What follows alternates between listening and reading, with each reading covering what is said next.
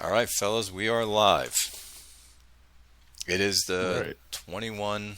21-18 draft that just finished. I actually liked the draft. I liked all the players in there. I thought it was a deep draft. Grim, I know you text me sometime this week or last week saying it's a deep draft. Yep. And I have to agree. What'd you guys think of it? Oh, I thought it was a stacked draft class. Yeah. I thought there was a lot of quality players at a lot of positions. So Yeah. I was just sad that I only have 5 picks, but a testament to that is I was ranked number 13 in Ben's original draft thing. 13 with 5 picks. That's fucking crazy. I've never had that at all. Well, you picked well, but we'll go through each one. Yeah. By the way, we have Albie. Albie, how do you say your name in the Forum. forum? Yeah, it's Albion Moonlight, just like that. Albion Okay. Moonlight. Okay, Yep. we have Albion Moonlight. He is um, Fairbanks GM. New So blood. New blood. he's coming Yeah, out here to join us to give telling us you, his opinion here on players and stuff like that with us. to give opinions and to ask questions. Just keep learning. That's Yep. all good. Yeah, y'all were right. This was a deep draft. When I was picking now in the mid 20s, I was sort of surprised how many dudes were still there. I had on my "there's no way they'll be there" list, but um, it felt like into the second round, you easily had first round talent. Well, pick number one was Moontown, and if you look at his roster, he needed a quarterback. Um, let's bring him out. Let's see what he looks like compared to what my scouts have him at. So this is what he looks like. Let me get him out here. And let me do this again. There you go. What'd you guys think of him as pick number one? I liked him, but I thought he was probably the third best quarterback in the draft, with Whiting being the best in McDonald's. So I like the pick. I mean, since Rush looks a little bit low, but I think he could, be good there for years. It's just a matter of developing him and stuff. And yeah, he really did need a quarterback because that Bryson Pitts wasn't getting it done for him. Howie? I never like quarterbacks that are taken in the top five when they're in my division. So I hope this guy crashes and burns. There you go. That's not very nice. But no, I think I agree with Clay's assessment. I had Whiting and McDonald as the top two, and Hey, this that was guy my as assessment. a third. Yeah, yeah, that's what I said. I agree with you. Or Graham, You said sorry. you agreed I with said I agree Clay. with Clay. Yeah, I Motherfucker. meant you. I misspoke. I get the credit. I love it. Listen, Yeah, I love it. I'm going off very little sleep this week. Albie, what'd you think? No, I liked all three quarterbacks. I thought they were definitely going to go 1, 2, 3. I probably had him second. I had Whiting first. But when we get to the next guy, I'll find out why y'all had him number two, because I thought he was the guy who went second was sort of, to me, the clear third best. So I'll pick up there. But yeah, I mean, this is going to be, unless something happens, this will be a good starting quarterback. It looks like. Yeah. And it's a desperate position for him that he needed this quarterback. I don't like the quarterback because of the sense rush and his accuracy and timing's pretty low. It's maybe he'll hit the 50 mark, maybe not. We shall see. Let's see what the scouts have him at. So the scouts have him at 2070, and my scout has him at 2170. So basically, he's going to fall where we're seeing him right now. Yep, I could see that. Yeah. And this looks like a real like he's a deep pass guy. Long pass, deep passes, almost maxed out. And I don't know if the playbook he currently has is good for that. He's playing West Coast. He should maybe get some more of those down the field plays when he gets an offense coordinator next. It's going to take him about, 4 years to develop, give or take? What is he? 22%? Yeah. Even less if he's got a mentor. Let's see And if he does. he does. So, yep. Tyrone DeArms. All right, so that was pick 1.1. Paris was up next. Paris needed also a quarterback. He's been looking for a quarterback forever. And I actually like his pick, by the way, Paris's pick. Let's get him out. He is, where is he? Here we go. Nope. Here's where he's sitting at. And let me get him out. See if we can do this, and do that.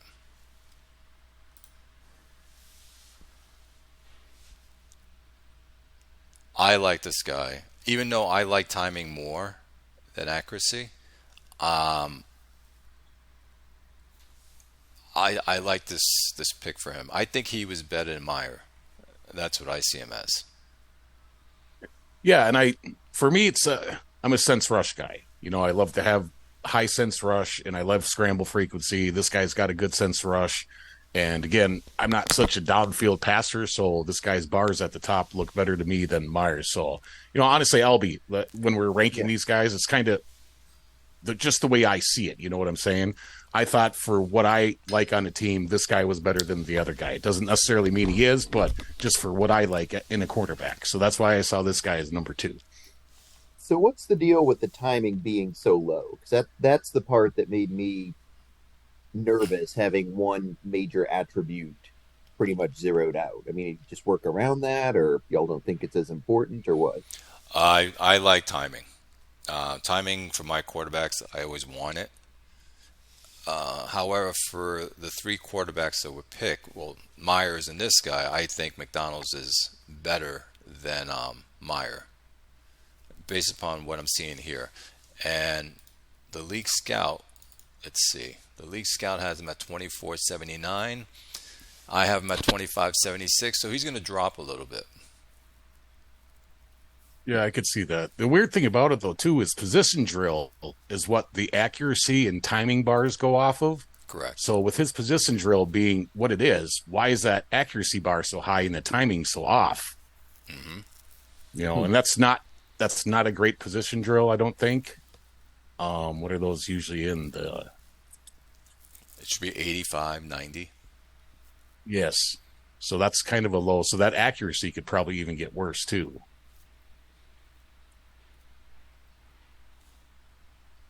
How about you, Howie? No, I like the pick. It's a short pass quarterback. I've had success with QBs that have zero timing. So to me, timing's not that big of an issue. Whereas I think in an offense like T-Zac's, where it's all short passes and big gains, timing becomes much more important. For me, I'm a middle of the field passing kind of guy, medium passing bar, so I don't think timing's as important. At least in my playbooks tailored to Von Line, who had zero timing as well. So I like this guy better than I liked the number 1 pick.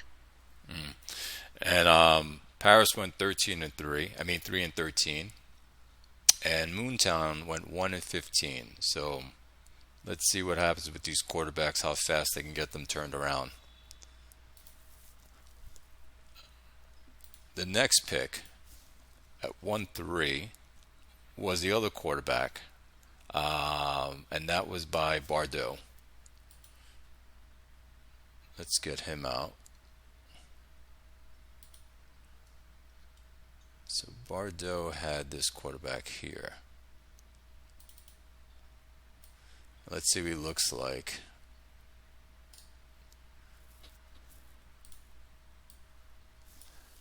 And let's look at Bordeaux's roster. Again, Bordeaux needed a quarterback, as we know. Yeah, his 1-1 from last year kind of Henson. faded out there. Yes. Yes. Yep, he bombed, and that sucks. But it's a redemption pick, and looking at it, again, there's my big sense rush bar, accuracy, timing, scramble abilities there. All the other bars look really great. But he might, from what it looks like, he looks like the lowest rated out of all 3. I saw him having a medium pass bar a little bit higher than that. Yeah, me too. So his short pass bar was, I think, a touch higher, but his medium pass bar was kind of more along the lines of his deep pass bar or his long pass bar. Excuse me. So we'll see. Albie, is Well, this I liked him the most, basically mainly because he's a rollout passer. That's what I look for. That's my game plan. Um, Everything else, those middle bars to the bottom bars, I liked him better. He'd have been my number one choice if I want the number one pick. Albie? Was this the guy that you wanted? Yeah, this was. I thought if I had the 1-1, this is who I would have taken if I needed a quarterback. So I think for all the reasons y'all are saying, he just seems the most complete, most likely to stay where he is, and yeah, and it's good. I mean, to have the 1-1 and say, oh, that didn't work, but then it's a crappy season to go through to get this again. But if in 2-3 years he's got a great quarterback, he's not going to care that he missed out on one a year ago. So Agree. it's much better than if he'd had like the 4th pick or the 5th pick in this draft, and then he would have had to really give up more assets to move up to this position. So I agree on what you're saying about you're not going to think about if you got the right guy. That other 1-1 means nothing anymore. Yeah. I like this guy too as the overall quarterback, and it's funny how I notice all the quarterbacks are a little older. The two are 24 years old and one's 25 years old. And they're 22% developed, and this one's 36. He's the most developed at 24 already. Yeah, that seems a little odd to me that they wouldn't be a little bit more at being 24, 25 years old. Mm-hmm. But I honestly... Oh, go ahead. No, thinking that they're that less developed. Okay, what are you going to say? Oh, no, I was honestly going to say that I thought that Bordeaux was going to pick up Newsome instead, the wide receiver that went at number 4. I thought he'd stick with that Hardy Henson for a while because, I mean, he was bad, but he wasn't terrible. And I think he could be maybe something a little bit if he, develops a little bit more. Because he's got that massive sense rush bar, read defense bar. So, yeah, I honestly thought he was going to go for the Newsome, the wide receiver. Welcome, Yeah, C-Max. he went for the quarterback at 1-1. I had 1-1 last year. He traded up to do that. And so I think he wants just a guy. He doesn't want to have to make a quarterback work. I think he just wants a dude he can plug in there and build around him. And so, if that's your strategy, this is a good guy to have, I think. Yep, I agree with that. What do you do with Henson? Do you keep him on the team, or you just try to trade him? To You can't... What's the cap hit? It's like a heavy bonus, right? Yeah, for 1-1. Ooh, He'd be hard to get rid of. Yeah. He probably just has to keep him whether he wants him or not. Yeah, that's one of those you eat him. Yep. I know. At 1-1, Maybe. Yeah, you might be able to cut him the last season of his contract to at least get that $10 million back to spend. But yeah, he's on the team for at least the next 2 years.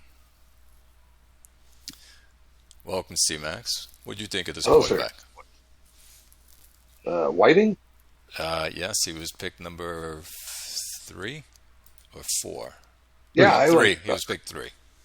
I like Whiting. I mean, I don't see anything that sticks out and says he's not going to be able to be successful. I mean, good combines, good bars. Yeah, what's not to like? And you guys all agree that Bordeaux made the right move going after a quarterback? Yeah, I think with a quarterback like this and the lack of a quarterback on your roster, I think was the right thing to do. Yeah, I mean, Newsome definitely looked really nice, but I can't fault the guy for taking what should be unless, PS2 kills him, should be a quality quarterback. All right, let's see who's taking at 1-4. Now, that was a wide receiver, and this was North Plainfield. I tried real hard to move up to get Newsome, but Yeah, and you were still trying Obviously. as of yesterday. yeah. Well, hey, he's a green guy. He fits so nicely on my roster. He and the guy that Rob ended up taking, both those guys I would have gave up a boatload for, but my boatload wasn't enough. All right, so this is what he looks like. All right, Fantastic. Yeah. go ahead, Howie. Yes. Give us your take Yeah. on it. He looks solid. You know, he looks solid. Um, would have liked the route running bar to be a little bit come out a little bit higher on that initial reveal, but I think he'll he's good enough. You know, that's a solid wide receiver, number one right there. Like the third down catching, big play receiving, courage, adjust to the ball, hell even return kicks. So Grim? Yeah, I like him. And from what it looks like that she just closed there, it looks like he's going to be right about that 70 mark. Yeah, I like the addition that this will be a receiver that he's needed for a long time now. I don't think he's had a good one on there for 5 years, maybe more. But he's got a good tight end now. He'll go good with Andre Devine there running the ball. Still a little leery on his quarterbacks. They're both young, third and second season. But yeah, I like the addition of this guy to his team. Yeah, and this is how if you need a guy like this, you've got to draft him top 5. I mean, you can't get him in free agency. You can't get him without trading the farm. So, this is what you have to do. And it's interesting. We had this conversation a couple of shows back, and I posed a question. If there's a top wide receiver out there and a top quarterback, who do you go for? I think you couldn't be faulted with taking either one, right? It depends. It also depends on your roster. I mean, if you got a pretty good quarterback, maybe not a stud, but you got nothing at wide receiver, then I think you go wide receiver. If you got nothing at quarterback, doesn't really matter what you got at wide receiver, so you get the quarterback. Albie, is that how you feel as well? Yeah. I'm probably going to be in that position in a few years because my quarterback's getting older. But, I mean, one difference is you can always pick up a 50 rated quarterback in free agency and kind of just try and make do. Whereas the stud receiver is never, ever available, or even an average receiver is never available. So I watch the real NFL too, so if it comes down to it, I'm probably picking a quarterback just because it feels weird not to if I need one. But trying to really think about it in terms of value, maybe grab the stud receiver and then use free agency to get an average quarterback. I agree with you, Albie, on that one. I Yeah, think it is tough to get a wide receiver. yeah, going after the wide receiver, stud wide receiver is most definite for me.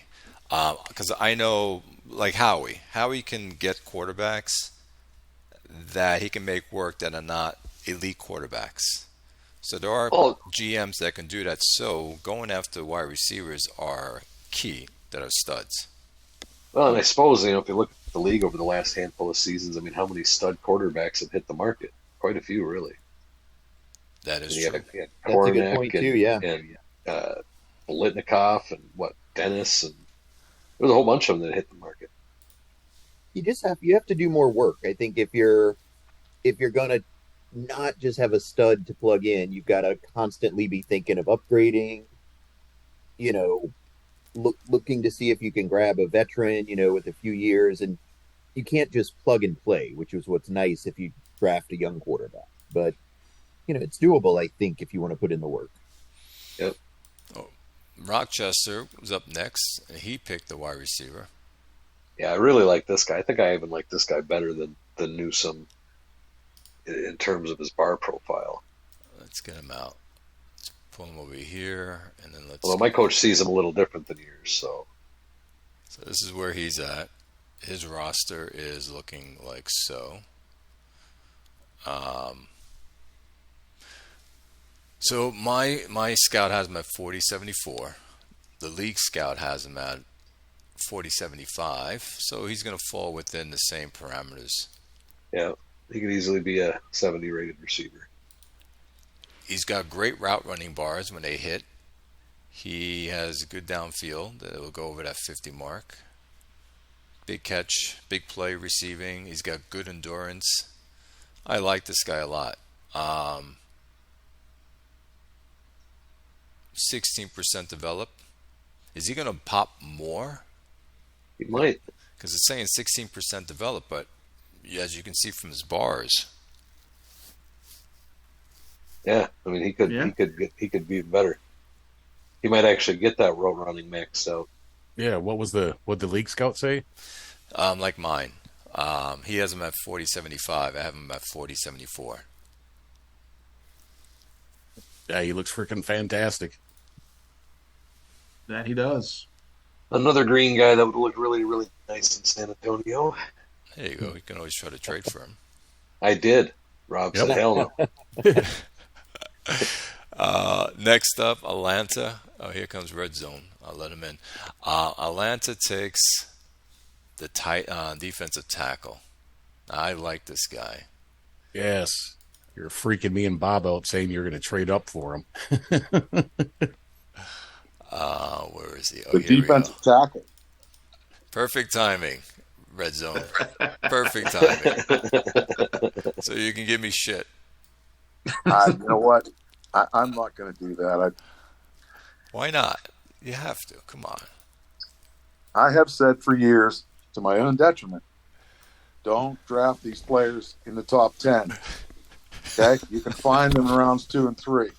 And not everybody, okay?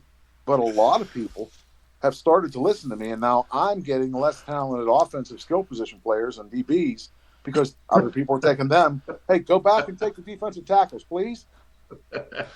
I told Red Zone, I think in Grim as well, I'm going to offer 3 first rounds and 2 second rounds to come up to the top 5. Well, honestly, Clay, with that guy that you traded to first to move up to grab, I would have preferred that you move up to get Teddy Foy. Yeah. We'll get to him. I realize that this is a simulation game, okay? But let's do something real fast. What? Let's look at the NFL, okay? Patrick Mahomes, there's your example of a QB. Jefferson, the receiver in Minnesota, there's your example of a receiver, okay? Who's the best DB taken in the last 2 or 3 years? The corner on the Jets. Oh, Defensive yeah, rookie of the Sauce. year? Sauce. Okay. Yeah. We'll use him as the DB. Okay. Is there any defensive lineman that you would take instead of those 3? I might on the consider planet. Donaldson over the cornerback. On the planet? You can't. You might take that Aaron Donaldson might be worth taking over the corner, but not over Jefferson or Mahomes. I mean, okay, now, I don't have any info in front of me. I haven't done any research here, but I'll bet you that I can go and find you insanely talented offensive linemen, defensive linemen, and linebackers that were picked in rounds 2 and 3. Oh, sure. I'll bet I can find a bunch of them. Not just a couple, a bunch. Are you asking me if I went up to the top 5 and there were 2 stud wide receivers there, would I have taken them? Absolutely. You know that I would. So I would take the 2 stud wide receivers before I take a defensive player. I'm saying unless you're loaded at quarterback, loaded at wide receiver, and loaded in the defensive backfield, you never have enough receivers or defensive backs, and you don't ever have, unless you've got an uber stud QB, you certainly want one. That's who you look for early. Now, I'm not saying you take an ordinary QB instead of the stud defensive tackle, but in any kind of a normal draft, there's normally talent there at the skill positions that is more, it's a better fit for that kind of investment, that kind of pick. What happens when you take a defensive tackle? He plays 4 years on your team and he's 80 overall. And at the end of his 4th year, he wants 35 or 40 or $50 million a year in IHOF. I mean, it's going to be crazy money. And you let him hit free agency because you can't re-sign him. You wasted a first-round pick. He's gone. You don't have anything for it. And you can't trade him because anybody that trades for him is saying, hey, wait a minute. I'm not going to give you a first-round pick for this guy and then pay him that kind of money. I'll just draft one because there's defensive linemen in every draft. So you really can't do it if you think about it. People still do, and I shake my head and just kind of chuckle, but it doesn't make sense to me. Unless you plan on having that guy on your team for his entire career, you don't pick him. Not in the top 10.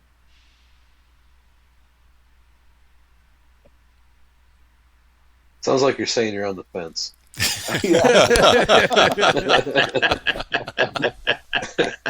So where's Albie on Moonlight? Is he here? So Yes. yeah, I'm here. Easier. Hey, I was, great to have you on the show, man. Glad you made and it. thank you. And I was about to say how much I love this guy, but now I feel a little. I think your filibuster did quite well. You're right. Look, Albie, don't waver. Stick to your positional guns. positional value obviously matters, and that's one of the things I've learned here. And wide receivers are what they are, defensive backs, quarterbacks, just same as in the real NFL. But I also, I just like seeing a lot of big red bars on my team too, and And that's a fair argument. I do think that I always, for every draft, I always sort of enjoy looking at that first non-quarterback, non-wide receiver picked, because it's always just some player who, again, his combines are bright red, his bars are to the max. It's this kind of guy who when you're going to be looking in a few years and just seeing who are the best players in the league, regardless of position. They're always going to be on that short list. So, no, I mean, I run a 3-4, and I'd love to, if this guy wants to sit and play nose tackle for me for 4 years, I'd take that. Okay, but at the end of the 4 years, he's walking. You're getting nothing. And the receiver, if you can't afford him, your cap's tight, you can trade him for 3 firsts. Yeah, no, that's true. That's It's true. a far better investment, in my But opinion. red zone. I get your but- point. Although I But think red zone, you can work your cap and keep these guys on the team. You don't have to let them go. There are certain players that you can say, I'm going to work my cap to make sure these certain players stay on my team. That's the guy you draft then. If you're going to keep him for his whole career and you're going to pay him, that's one thing. well, But doing it every year? the cap. I heard a great thing. This was about real football, but I think it applies. The cap doesn't stop you from doing anything you want. It stops you from doing everything you want. Exactly. So if you make a commitment, you can keep any guy you want. You just can't keep a super team together. Right. No, I mean, Atlanta, he's 3-4. So my guess is that this guy is going to be playing defensive end, because I think that he drafted another DT last year in the first round, and he's really good. And I think he's 6'4", 341, that Dean Burks. So Yeah, he's got to be the nose tackle. Teddy Foy is going to be playing defensive end. Okay. But I like the pick. Yeah, good. The only other guy I see that he could have went for instead was that free safety, that Fur. Okay, pull up this defensive tackle from last year gameplay. What's his name? Burks. Hold on. Pull him back up. It's coming up right now. There he is. Okay. Now look at those bars. Is he going to dominate? Is he going to dominate? Where was he picked? I can't see. I'm on my phone, so the screen's really small. 113. 113. Okay. Is he going to dominate with that pass rush technique? If he reaches his maximum at 90 and 98, I have 98 for run and I have 90 for pass rush technique. Yes, he can dominate. Okay. I'm looking at a small picture. I just see the red. So okay. So there's still room to grow there. Absolutely. Okay. Yeah. Well, honestly, it's hard. You're going going to be hard pressed. You're going to be hard pressed to have defensive tackles or defensive ends dominate in a 3-4 regardless, though. I mean, even your defense. I mean, historically, you're not going to see a lot of sacks coming out of nose tackles or 3-4 D ends. Yeah, Well, that's true. But this Dean Burks is really going to clog up that middle for him nicely when he's fully developed. Well, let's do this. Chris brings up a good point. So a good defensive tackle, what do you think he has? 50, does he have 50 tackles a season? A really good one will have 50. Most defensive tackles end up in that. I mean, if they're quality and they play most of the downs, they're going to end up in that 35 to 40 range, I'm guessing. Okay. I can look at mine. I will bring up mine. He did pretty good, my defensive tackle. Where is he? How many sacks is a good defensive tackle So going to get? he only had 40 tackles, and he had Okay, 7.5 sacks. Okay, 47 and a half. And 29 hurries. Okay, so that's 76 and a half plays. Now, was I he would call played- impact plays? Was he playing end for you, Clay, or was he playing nose tackle? Nose tackle. I Okay. kept him as nose tackle. So- Okay, cool. Yeah, and that's the 7.5 476 sacks and a is half really divided good. by 16 games. And Burke is much better player than my guy that he has. What's 76 and a half? He's divided like by he's in the 16 games? five-ish plays a game. Okay, 5 plays a game. And T-Zac's quarterback completes 40 passes a game and throws 60 touchdowns a season. And he's got, 4 receivers that all had, 8 or 9, 10 touchdowns apiece? I mean, you just can't compare a defensive tackle to a wide receiver. No, I agree. And certainly not to a QB, but not even to a wide receiver. You just can't do it. Agree on those two things that you just said about a quarterback and a wide receiver. However, The DB it's up in the air, but here's the problem. If you don't have DBs, those receiver numbers are going to go way up on you, and you're going to get smoked. You're going to lose 55-6 like I did. if there's no quarterback and there's no wide receivers on that board, which they were taken, Sure, that's who's who's available. and sure. he needs a defensive player to help his team. If you look at his offense is in great shape. He got offensive His line. whole team's like, yeah, his whole team's in pretty good shape. Yeah, I don't have any problems with him taking him, although this was a really deep draft, and I got to believe there were a handful of other wide receivers and running backs and skill players still available at 1/6 that could also help him. Well, I mean, that wide receiver that went to Snapfinger, I think he looked pretty decent. let's face it. This game's. I've been playing this game for like 19 or 20 years. I forget what it adds up to now. August of 2004. So, I've seen every different way that people could try and come at it, and everybody does it different. And that's one of the things that's great about the game. But when you start talking about just plain value, if I have a top 10 pick, I really want value for that pick. I think I don't want 4 years from now to have that guy walking away for free, and I don't want to spend it on a guy that's going to make 5 plays a game. I just don't. I think value is subjected to every GM. It is what they need to make their team better, that they feel at that moment. Well, let me ask you this. Ben traded into the draft a couple years ago to get 1-1 to draft that QB Brady. Mm-hmm. T-Zac traded into the draft and got the receiver. What's his name? Oh, Weigert? I forgot. Weigert. But yes. Rosella. No, Schweigert. Rosella. They got Rosella, too. Oh, last year. Okay, so these guys weren't chasing defensive tackles. Just saying. Because of those players were there, meaning those wide receivers were on the board. Was there a wide receiver that's on the board or a quarterback talented just like T-Zac's or Ben's quarterback that Atlanta could have taken? There was none. Yeah. In Atlanta's eyes, in Sweendog's eyes. He didn't feel that at 1/6 that player doesn't represent 1/6, but the defensive tackle represents for him 1/6, and it works for his team. Well, yeah, and honestly, playing against him, his defensive line is going to give me all kinds of headaches this coming season, so I don't know that it's necessarily a bad choice.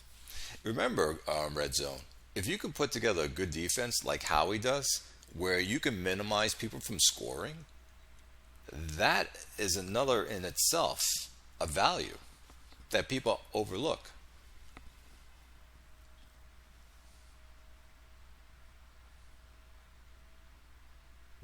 Yeah. Yeah, take that, Bob. That was Okay. That was good. Like I said, please keep taking those guys early because they're not on my list. So when you take one of them, my list gets longer. Oh, I like this defensive Perfect. I tackle. like it. Please do it. The next guy up was a running back that Chicago took. So, and we'll get up his team. Let's take a look at this thing. Now, you guys are running back guys. I know Howie and Grim are. Oh, I love him. Okay, and C-Max as well. This is a much needed guy, and he's probably, definitely the best running back in the draft. I don't know, Clay. I've been known to have a good running back now and again too. Okay, Just saying. then Red Zone, Grim, Howie, C-Max. I'm not sure if Albie likes running backs or he's more I passing. like. No, I like them. I got them. I just had two really good ones. I had to trade one off because I couldn't afford to keep them both. But I can't afford wide receivers, so I got to build my offense around something. So no, I have a newfound appreciation for them. I like the pick. Crane, great Yep. running back. Nope. And yeah, he's going to go well with Tomlinson. He really needed a running back over there. So this is a good pick. His team's becoming stacked. If you look at it, he's got a good quarterback. He's Mm-hmm. got his running back. He's got a fullback. He has a tight end. He Yep. needs receivers. His line is really good. His defense is getting there, but his Secondary looks a little weak, but he Yes. did get that defensive tackle off of Chris. So Oh, and he picked up that free safety this year too. He looks like he's going to be real nice. yes. oh yeah, Paul Mann at the end. Yeah, the red flag defensive tackle.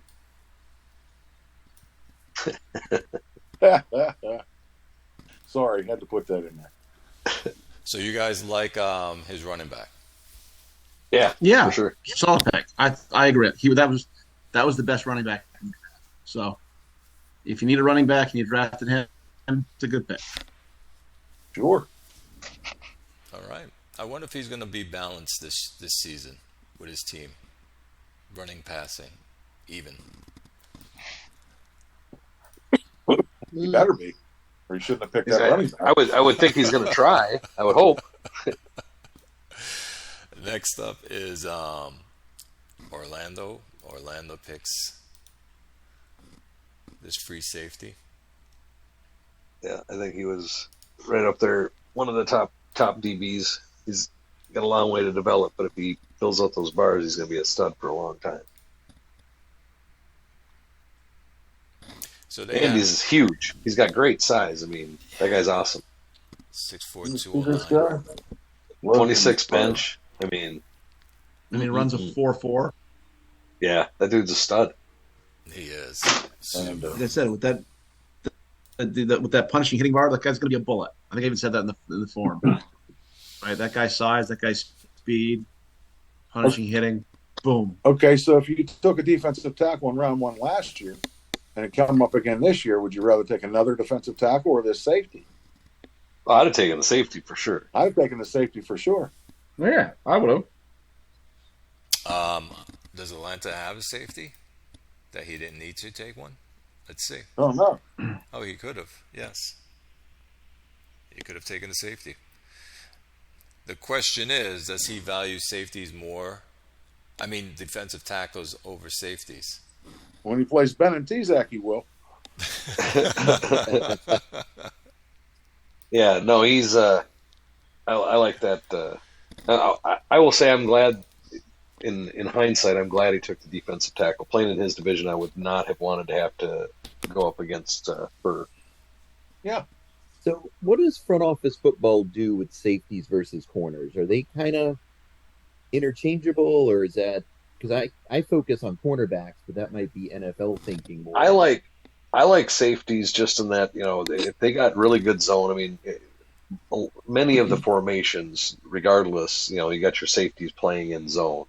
So obviously, I favor that over the cornerbacks. I favor the man coverage, but I love safeties. I mean, I think if you have a really good, strong safety, they're huge with tackles. They're huge with interceptions. Yep. I think strong safety is one of the most important positions on the defense. I think a stud safety can play both positions if you need it. Yeah, oh yeah, They for can. sure. I don't sure. think a stud corner can play strong safety very often. Yeah, maybe free Sometimes safety. free safety, if but they got not strong. zone, but yeah, they're too. Usually corners are too small to play that. You get a strong safety that's, he don't have to be a huge safety, a monster strong safety, but even a free safety that's 200 or 210 pounds can play either safety spot in a pinch. Yep. Plus the corners. I just think you have more versatility. And this guy's only 20 years old. Yeah, I mean, if he doesn't get killed in PS2, he's going to be a beast. He's 209. He could play strong safety if you wanted him to. I mean, that might not be he won't do as well there as he would do at free safety, but I still think would do pretty well. And he No, can I play didn't. either with 4-4 speed. He can play corner too. Yeah, I wouldn't have any heartburn playing him at strong safety. I don't care that he's 6'4". I honestly think that'd be better. I mean, they Yep. get a lot of that strong safeties end up buzzing a lot, or playing the shorter zone versus the free safety playing the deep zone. So I don't mind that big dude. Take I on tight ends in the middle. I have him at 34.77, and my scouts are very good. He has him at 33.75, so he might even go up higher. Yep. Yeah, from he was this. one of the first people on my priority list. So What did Orlando do last season? So he went 6-10, and yeah, he puts his defense is stacked. Again, he probably couldn't find any offensive players, so he went after this guy and took him, and that's the value. I like it. So, you can also adjust as time goes on. Last year, I took Josh Griffin, who was a safety in round 1. When I signed, where'd he go? Heath Guyman in free agency this year. I moved Griffin to corner because I want to match up better against Tezak. And that's, I'm trying to get out of my division and into the play. Yep. Well, here's what OBX took. He's in Howie's division. So he picked the right defensive end.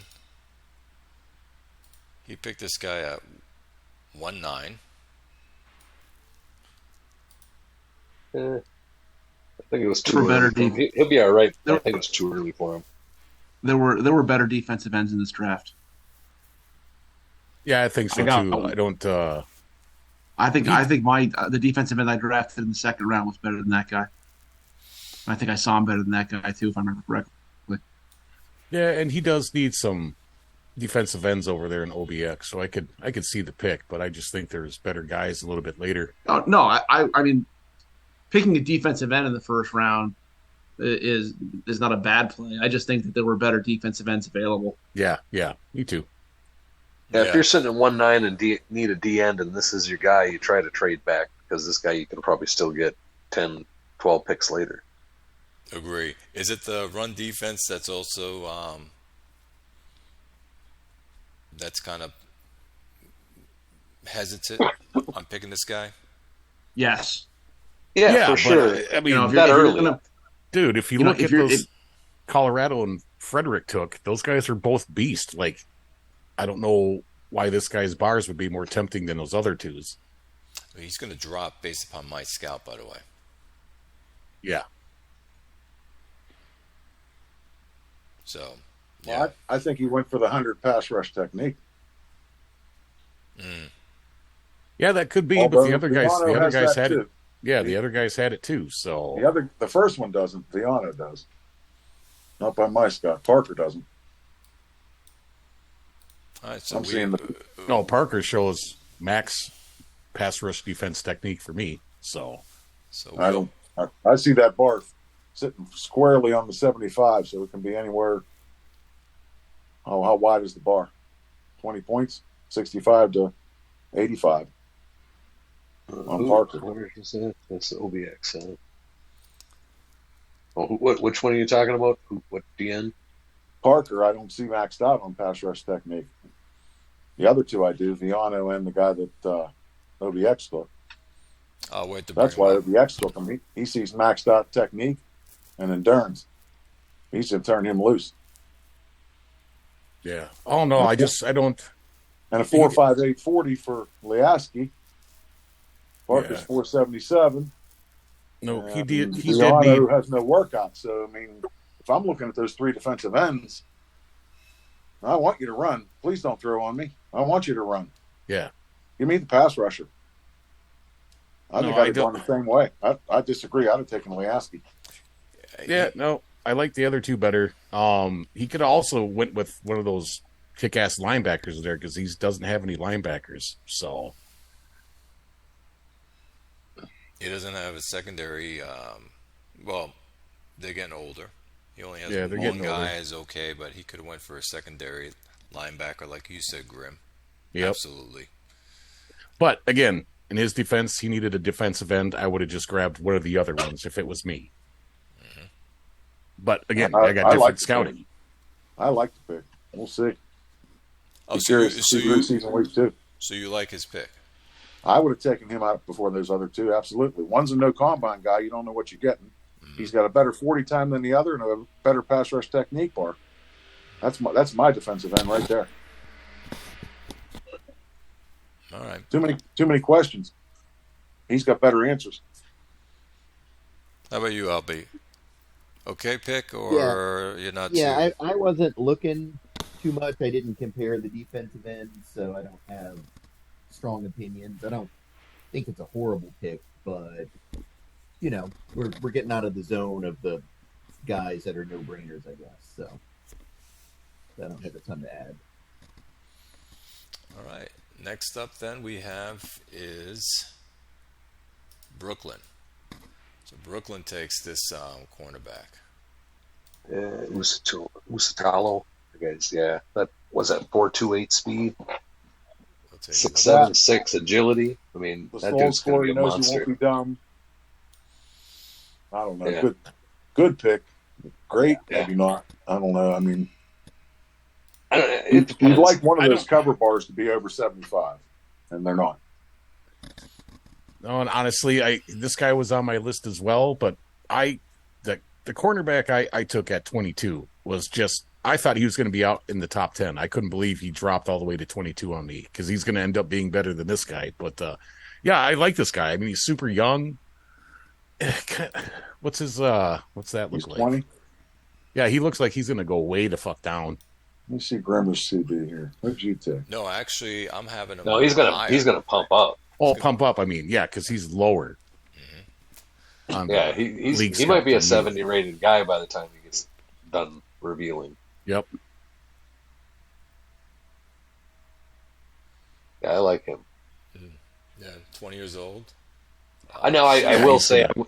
if I was in the market for a DB, I'd have probably taken the guy that Grimmer took there, Bernstein. But I don't think this guy's a bad pick. Well, if Because this guy was sitting maybe a there little- with Bernstein, I would have. Yeah, I would have picked Usatalo if him and Bernstein were both there, but Usatalo was the an affinity for me, so he would have got the nod over Bernstein if they were both still there. But Yeah, when he pops, he's going to be I don't know, a Grim. stud. Grim, I like your guy better. Sorry. yeah, it was a weird pick for me just because I was like, why is he still here at 22 when I thought he was going to go in the top 10? And then I picked him and I had a sinking feeling in my stomach. I'm like, man, he's going to bust. Just compare those two players and say how many bars are going to be over 75. Yep. I think Bernstein has more. When I get to Grimm's, we'll pull it up, and then I'm going to pull up this guy again. Yeah. I think Bernstein has more. Yeah, and then Usatalo's got the height too, so I would have been probably playing him at safety this year if I would have got this guy. 4.26 Yeah, speed. he can be at safety, 6 feet, 191 pounds. You can't teach speed. That is. I got to agree with that. Okay, good pick. Next up we have is Snapfinger. Now, Snapfinger didn't want to take this guy. Supposedly it was a mistake. Am I correct on this? That's what he's Yeah, he supposed said to he do. had him on his list and forgot to move him to back on the list. But I don't know. I think the guy's going to be just fine. That route running pans out. I think his complaint was that he already has 3 really good wide receivers. Oh no, a fourth really good wide receiver. That's terrible. Oh, no. Four pretty good wide receivers. So Well, one's a holdout right now. And it's Yeah, all yeah. Your Wonder's on the way. Wonder's probably his They're fourth all receiver. six- His They're all fifth 6 receiver years now. younger too. I mean, geez. Yeah, but Wonder doesn't really have a route. His routing is at 46 Yeah, on mine. he doesn't need to worry about re-signing Wonder. He's got 4 other receivers that are probably better than him. Really, you probably cut him and use the 11 million somewhere else. Although he's got cap room to burn. Yep. Let's look at what the scouts have him at. Put him So on trade block. he's about going to be about where he's at right now. Just put Wonder on the trade block. Yep. Yeah, For sure. I mean, it's collecting assets. What's people his have been name, Joe? Hey, Joe, if you're listening, just trade Wonder. Try and trade him for the position you would have drafted instead, and you're even, and better and younger, and a better route bar. He I traded him that defensive tackle that you cut, Bob, that had the red flag guy. red flag guy. I ended up getting a third round pick out of that guy, and now he's holding out on it. Yep. That's what red flags do, cause trouble. Well, since he Didn't cause me any trouble. I liked him just fine. He he can move on. If you got a third for him, you made out. Yeah. So this is what Merchant Man picked up. I like this guard. Yep, he was on my list too. So this is a guy. Solid pick. 43 reps on the bench, huh? Yeah, he'd fit right in. Anywhere. Yeah, you could pretty much pick a spot. I mean, You probably wouldn't want to start him at center at that height, but he could play either tackle spot. Yeah, he's going to go well. I mean, MIJB's 28 got souls high enough. He's not going to be dumb. Nope. It's going to drop slightly, not too much. I don't know. I have never had luck moving players outside on the line versus No, me inside either. the line. You're right. That's always tough. Guard to tackle was tough. I'll do guard to tackle if I get 92, 93 plus on that conversion. See, but here's usually I try and move a guard out there and it's like 74 and it's like, well, fuck yeah, that. and that's Jim thinking about real football. That's how it always works. So Well, I just end up playing a guard at left tackle. You know, Exactly. I won't Just switch play him. him I'll out of just keep him position, at that's guard. all. Yeah, Yep. if you want to move Uh-huh. them, you pretty much have to do it their rookie season at training camp when they're still like all ones across the board. So it doesn't seem like they take the hit nearly as bad. But you wait a couple of seasons in, and that conversion is just going to get worse and worse. But like Grim said, If you're you don't going to have do it move. early. You don't have Yeah, to move. well, I Just agree. play him out of position. Well, and honestly, guards usually get paid less than tackles anyway. You're far Yep. better off. Let's say this season I don't have a left tackle, so I use a guard there this season. Next season, I see a tackle when it's time to draft. I can put him back at guard and put the rookie in there. If I do a position change and he drops, I'm screwed. Don't do Yep. the position change. Just play him out of position. You are right. You are screwed. I always like offensive linemen picked. People don't find them sexy. I do. It's always good to have a nice line. Merchant Man, he's got some aging players. Yeah, but he's got some real old guys there. This was a great pick for him. That's right guy's- in. Yep. It's got to be there 12 years. It's a good pick. Great player. Then next up we had cornerback, Iowa. Iowa's putting together his team. Can't argue with that one. 42 soul, 445 40. It's got every bar but special teams in the bump bar. So this is what we're looking at right now. Let's look at his team. That's a nice pick. That'll replace the corner he lost at free agency 2 seasons Yep. back. Nope, and he's got a Nicholas Summers that's in his second year that looks real good. He's got a 30-year-old safety in the back. This is a great addition for him. That's a nice pick. Yeah, it's going to stick too. His bar. 21 years old. it's good when the board just falls the right way. When you're sitting there and you need a player and guy comes down, don't overthink it. Yeah, that was probably when he came up and saw that guy still sitting there. He probably said, "Well, shit." Yeah. Tough call here, huh? But that's a good one you just said, Albie. Don't overthink it. Do you think most GMs overthink it? And they just Sometimes short. Yeah, I think so too. But again, this is what worried me about Bernstein. Iowa takes this guy. This guy is also on my priority list, and I'm like going, "Fuck! Why isn't nobody taking Bernstein?" So you can see where I was getting a little worried. Well, good pick. I like this pick as well. And he needed this player, especially in a league where we're mostly throwing. You mean when he plays you twice a year? Yep. Yeah, well, I'm changing my game plan to now run too. As you saw, because I picked up a running back. Let me see. Next up is Houston. So Houston takes this cornerback.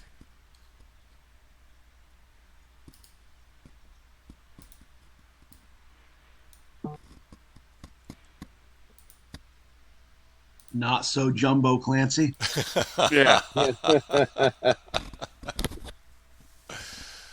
No, and I thought, didn't Ken say something in the forum about not liking this pick or having some regrets? I can't quite remember.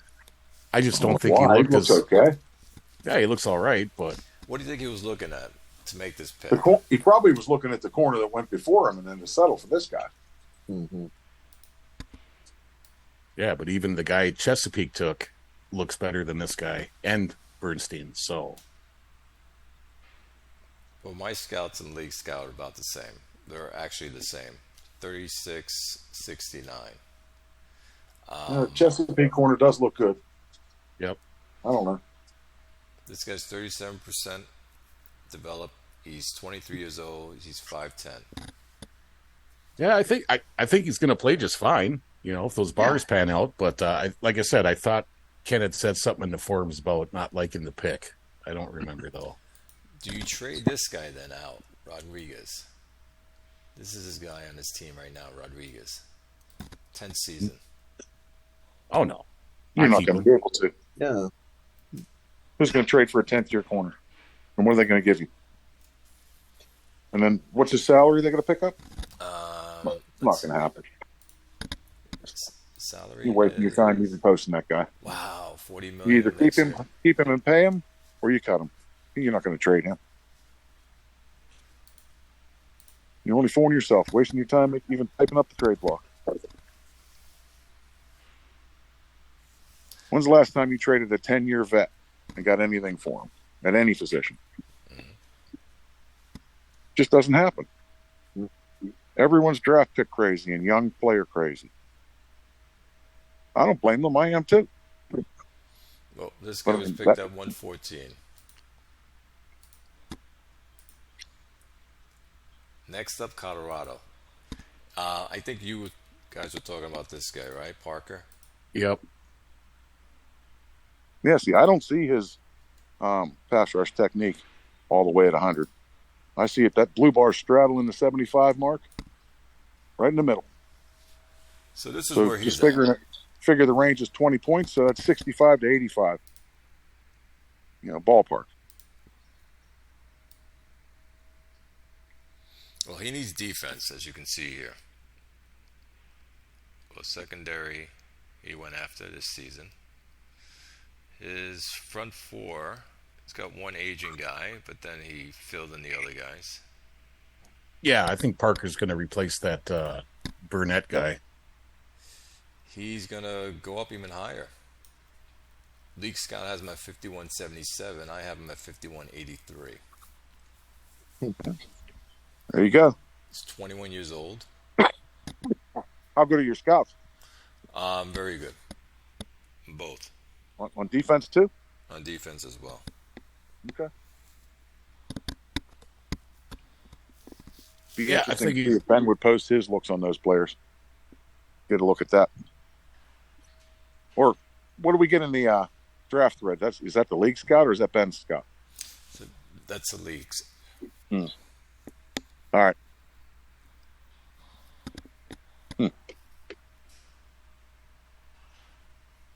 I like the guy. Then the next guy's a no combine guy, so I mean, now you have no idea. Does he have a 40 time or not? Like I said, the guy that OBX took, he runs a 4.58 40 for defensive end, That's really good. and that's not a linebacker conversion that's going to change next year, or it may not change. It may change some, but it ain't going to drop crazy. I've seen linebackers that had a 4.6 40, and somebody moves them to defensive end, and all of a sudden it's a 4.8. That ain't going to happen, I don't think. I like most of the first round, almost all of the first round picks so far. Yeah. They've all been really good. Everyone has made good, Yeah, I don't good think picks. I don't think there's been any glaring horrible picks. Nope. Then next up is Frederick. Frederick comes in with a defensive end as well. So defensive Yeah, players were going off the board. That's the no combine guy. and the bars look good, but Yep. you're still, I mean, if you're comparing those three defensive ends,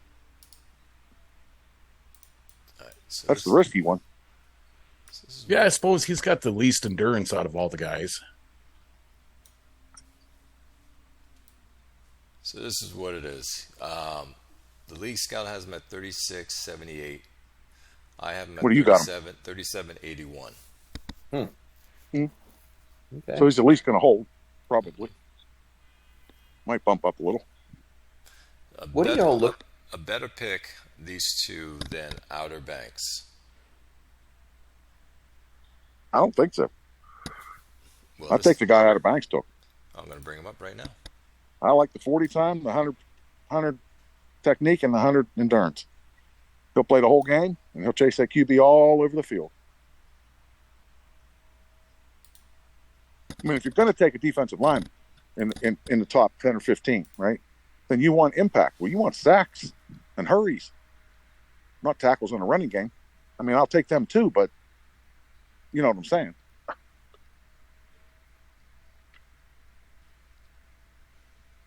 Frederick. He built a good defense.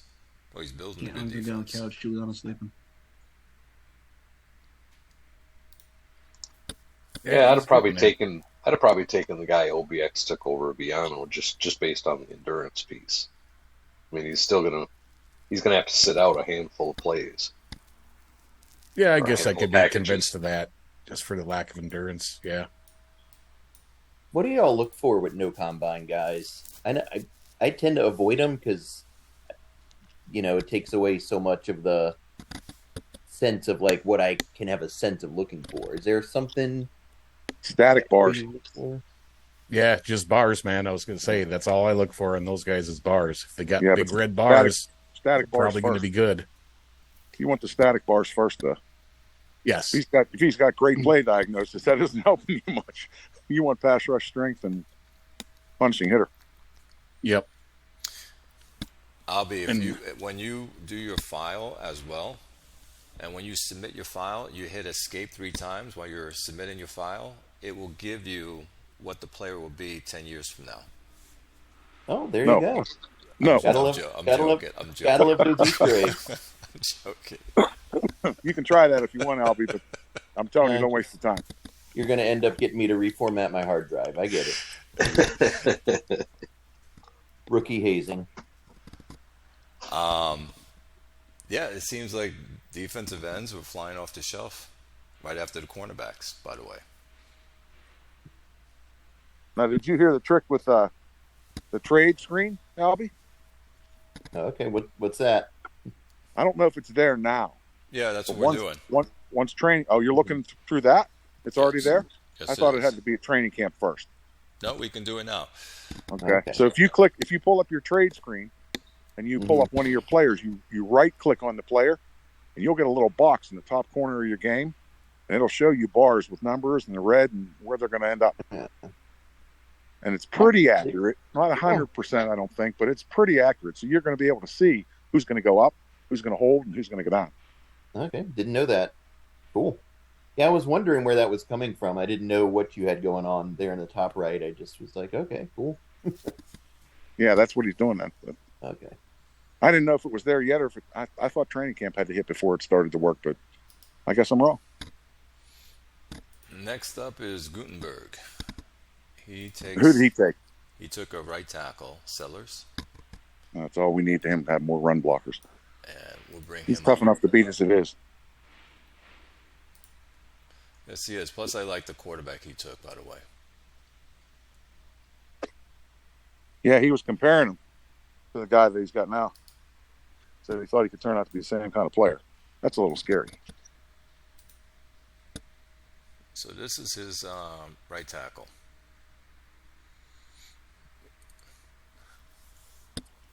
Look at his line. His offensive line, they're aging, but he still has a solid offensive line. Guy's 21 years old, 6'3", 315 pounds. There's a quote Sean Payton had about everybody wants a great offensive line, but no one wants to draft a great offensive line because it takes a commitment. You have to use first round picks to get guys like this. He's clearly committed. Agree. And he's smart. Because I know Julio won't take a dumb guy. No, and I'm starting to do that too. I don't want to see these dumb guys anymore. Yeah, that's They why don't, I have, they don't actually have to broke be from. geniuses. I don't need 90 intelligence, but I I need broke at from- least 50 or 60. I don't want any more of these guys that are 12, 14, or 3. Forget that. That's not going to happen. Yeah, unfortunately, I'm using the green chemistry for the offense, and it doesn't bode well for smart O linemen. So I actually broke from that and picked up a couple of off-color guys. Oh, he just improved his team. I like the pick. Next up is who is next? Chesapeake. So Quick takes his cornerback.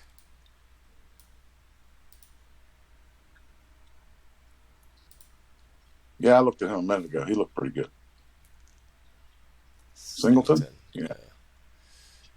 Here we go. Now his man-to-man defense is barely getting over the 50 mark, and his zone is going to 72 in the green. But what is he playing? A lot of bump? Because if he's a bump guy, that's a perfect corner for him. Well, his bump and run is high. It's going to be in the 90s. He's got decent size, good run defense, and great endurance. And he's a special teamer. That's a nice pick for him. Yeah, I think he does play quite a bit of the press one and press two. Punishing hitters way up there. The interceptions is decent. But yeah, that guy could very well be playing safety for him. Just gain a Awesome, little weight. yeah. Because he's already got a couple good cornerbacks, so. Well, he won a lot of cornerbacks this season in his Yep. Well, he knows with half Bill, he's going to be way out in front, and everybody's going to be throwing all the time to catch up. That's right. He picked up half Bill, correct? He did. Yeah. What did he pay for him? He bid A lot. $311 million over 3 years, and I bid $339. But my owner was too cheap with the bonus, and he paid him $240 in bonus, and I was only allowed to pay $202, so I didn't get him. Don't. I was not happy.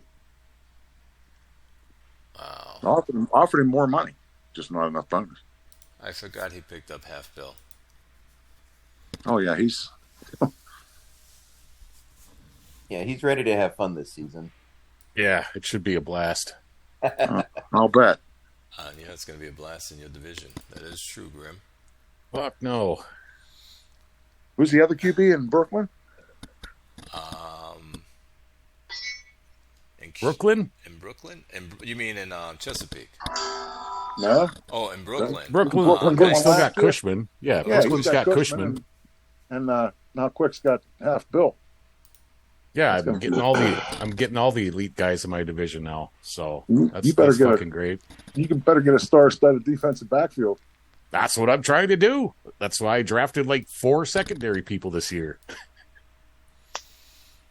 So next up, I picked up 119. I also want to build my line again. My players are getting old, so that's why I was telling Grim and Red Zone. I think I picked up 15 players this season in the draft. Let's see here. What the hell is my team? Paul McGee. Wow. Oh, it's over here. That's why. A run blocker. Jeez. Well, I have Clay, him. He's actually very underrated. When I Clay, are scouted him. you feeling okay, Clay? You drafted a run blocker. Oh, he's gonna be fine at pass blocking too. Sure he is, but the run block is the main thing. I'm used to seeing the run block down around 25 with all his linemen. Wow, he's gonna be way better, dude. Yeah, he was interviewed as very underrated. So I said this is perfect. He's gonna replace my guy Wittenberg, who has been awesome for me, and he's almost the same. Guy barely gives up any sacks, and Wittenberg that's is what I was only looking for. Wittenberg's only 30, man. Mm-hmm. And you still got years with him. Correct. God, and Brant Luther's fucking good. He could play guard. He's playing guard for you, though, ain't he? Yes.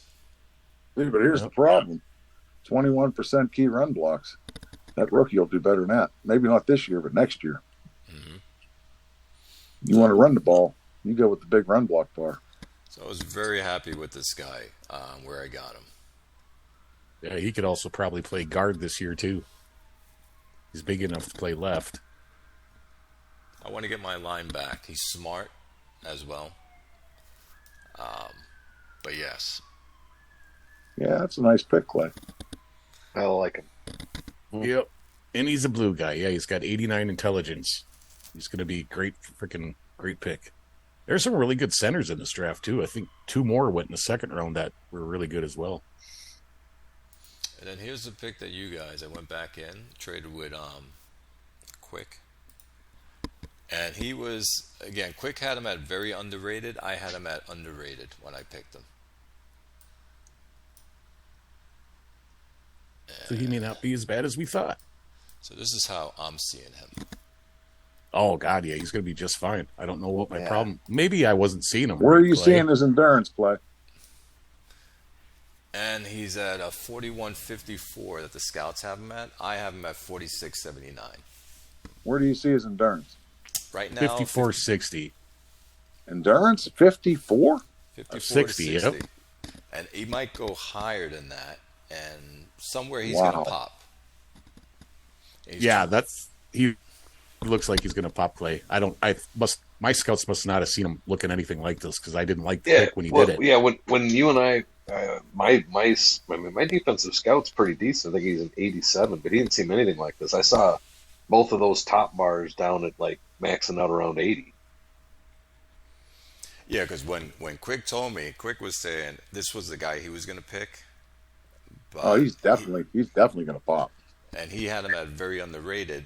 I had him at underrated. And so I knew he was going to be better than what I interviewed him at. And he's going to work in my system that I've been playing in single play. And that's why I said I'll pay Quick those things for him. Because he'll work for me to keep points down against other teams that I'm going to be playing. So you're going to play him at nose tackle then and move Gabe Wooden over to defensive end? No, I might pay this guy at outside. I'm not sure yet. I'm not sure. Man, he's a monster. Just the difference from what I see in game. I'm looking Crazy. at endurance that looks like 20 to 40. Yep. It's 43 there. And you're saying it's where? 41 54 to to 6. 54. 54 to 60. endurance. If he hits Yeah. 54 to 60 in endurance, yeah, you're going to have a hell of a nice player. Yeah, this guy's going to pop. Wow. Because his static bar is at 94. This is punishing hit.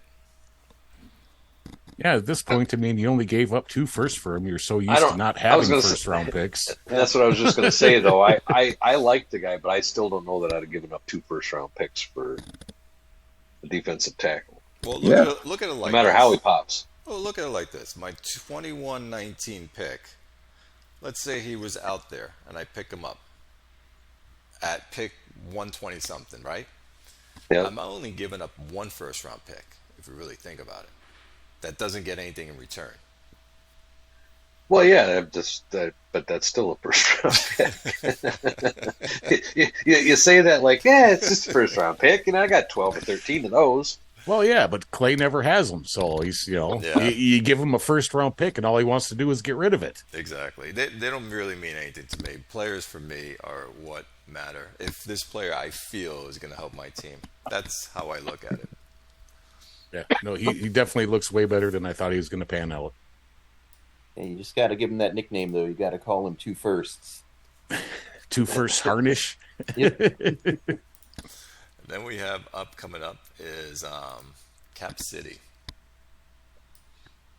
So C-Max, your brother took this running back. Now, was this a pick he made, or was it Yep, he made the pick, He made the pick, yeah. but he didn't made have the much pick. time.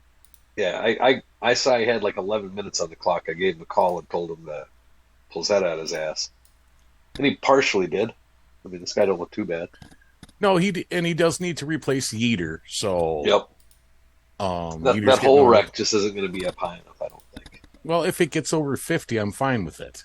But for me, it's more his endurance that just like, Well, it depends on the kind of plays you run too. Clay's Yeah, running that's back true. has a low hole wreck bar too, but I mean, if he runs the right kind of plays, it'll be fine. yeah, no, and he's I like been his receiving skills. That's he's been trying to pass to his halfback more. So Yep. He's got good receiving skills. God, what was I just going to say? He's been using a 2-back set there for a while now as well. So You almost might be willing to look at this guy as a conversion to wide receiver. got the right height Yeah. and weight. yeah, I can And see he's it. got a good speed. 40 time too. Yep. Yeah, good speed. Yeah, Yep. Good I mean, speed, good height, good weight. I'd at least put the change in game and see what it looked like. And you can always close the file and not save it, but I'd want to know. I bet you'd be a 60 rated receiver. Yep, I can see that.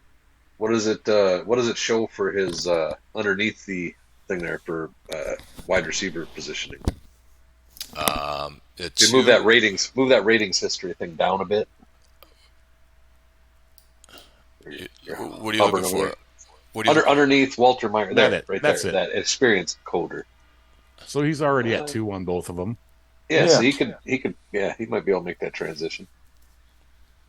I don't think he will, though. Like I said, he needs a No, replacement no. for Yeater, but I don't think he will either, but he might be better suited to do it. yeah. Oh, I don't know. I'd be tempted. I'd want to know what that number is. With the lower endurance like that, you can get away with lower endurance on a wide receiver more so than you can a running back. Now, Yep. would you put him in a slot, or would he be your Z?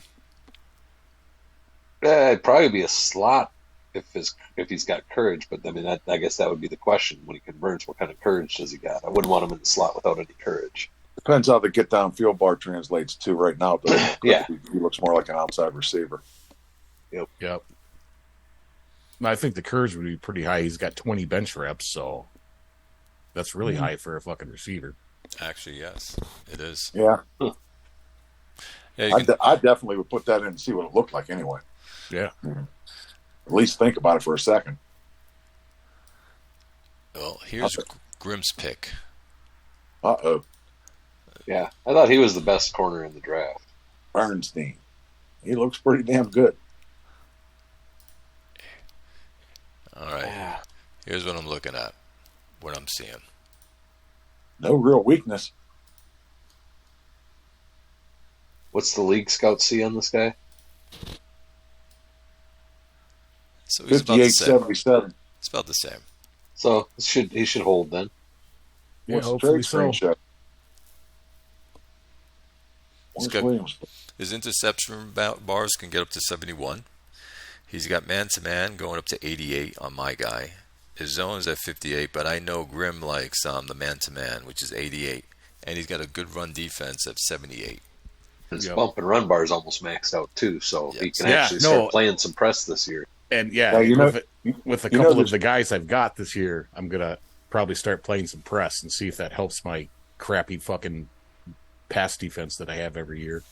You know, this trade screen is mirroring the league scout ratings right now. I'll bet it does change after training camp.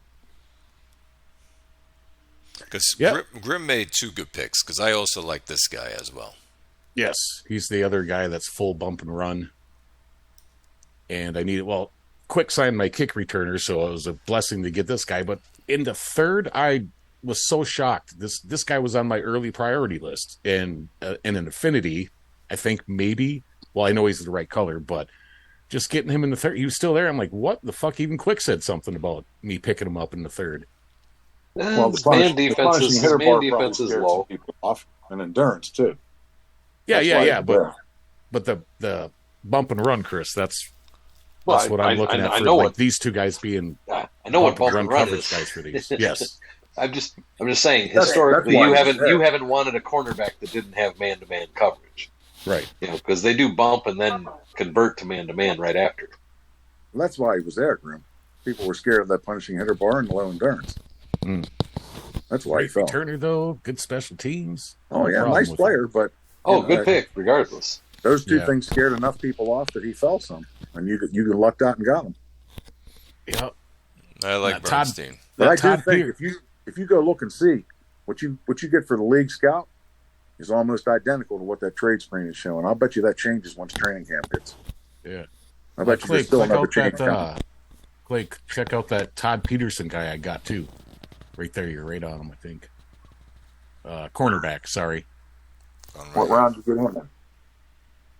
I mean, max endurance, max special teams, max bump and run. 6th round pick. It's like, what the fuck? Yeah. So hopefully I straightened out my secondary here for a number of years. Well, you're going to need it because you have 2 top quarterbacks in your league. I mean, your division. Yes, I do. And they're going to be coming at you. Every fucking year. Well, I like your pick on the cornerback. Nice pick. I still think Bernstein was best corner in the draft. And then Saw took this guy. I'm Ramirez. surprised that he lasted all the way down here, by the way. Me too. I don't. Yeah, with the maxed out route running, getting downfield, big play bar, full on courage. I mean, Jesus, Good size. This guy's going to be a beast. Yeah. Yeah, look at this guy. Yeah, that was one that I was hoping would fall. I was surprised he got where he did, and then I got just to the point of like, could he actually fall as far as that? And then he gets off the board. So No, and Albie, that would have been a great target for you, man. exactly, because I have no one to throw to. So you just start having that conversation with yourself. Do I even want to talk about trading up? And then he goes, and you're like, oh, okay. Yeah, maybe I should have. Yeah, exactly. Started talking to myself 2 picks earlier, maybe, but there it is. Yep. No, Ramirez is going to. He traded Jarvis to me 5-6 seasons ago, and hasn't had a tight end since. So this is going to be a great addition for him. It is. He needed one. Yep. And he's already almost there. He just needs his route running to hit those green bars right now. Yes. Now he might slightly drop because I have him at 67. The league scout has him at 71. But it's not that much. But it might be his route running that takes the hit. Well, I hope not, because it looks like those bars on top are a little bit lower than they showed in the scouting page. So maybe it's just those bars dropping that are going to sink him down a few points. He's 22 years old, so you'll have him for a while. Yep. I like the pick a lot. I like the pick because he does need him to help his team. And I think Banks needs that extra wide receiver or extra target. Yeah.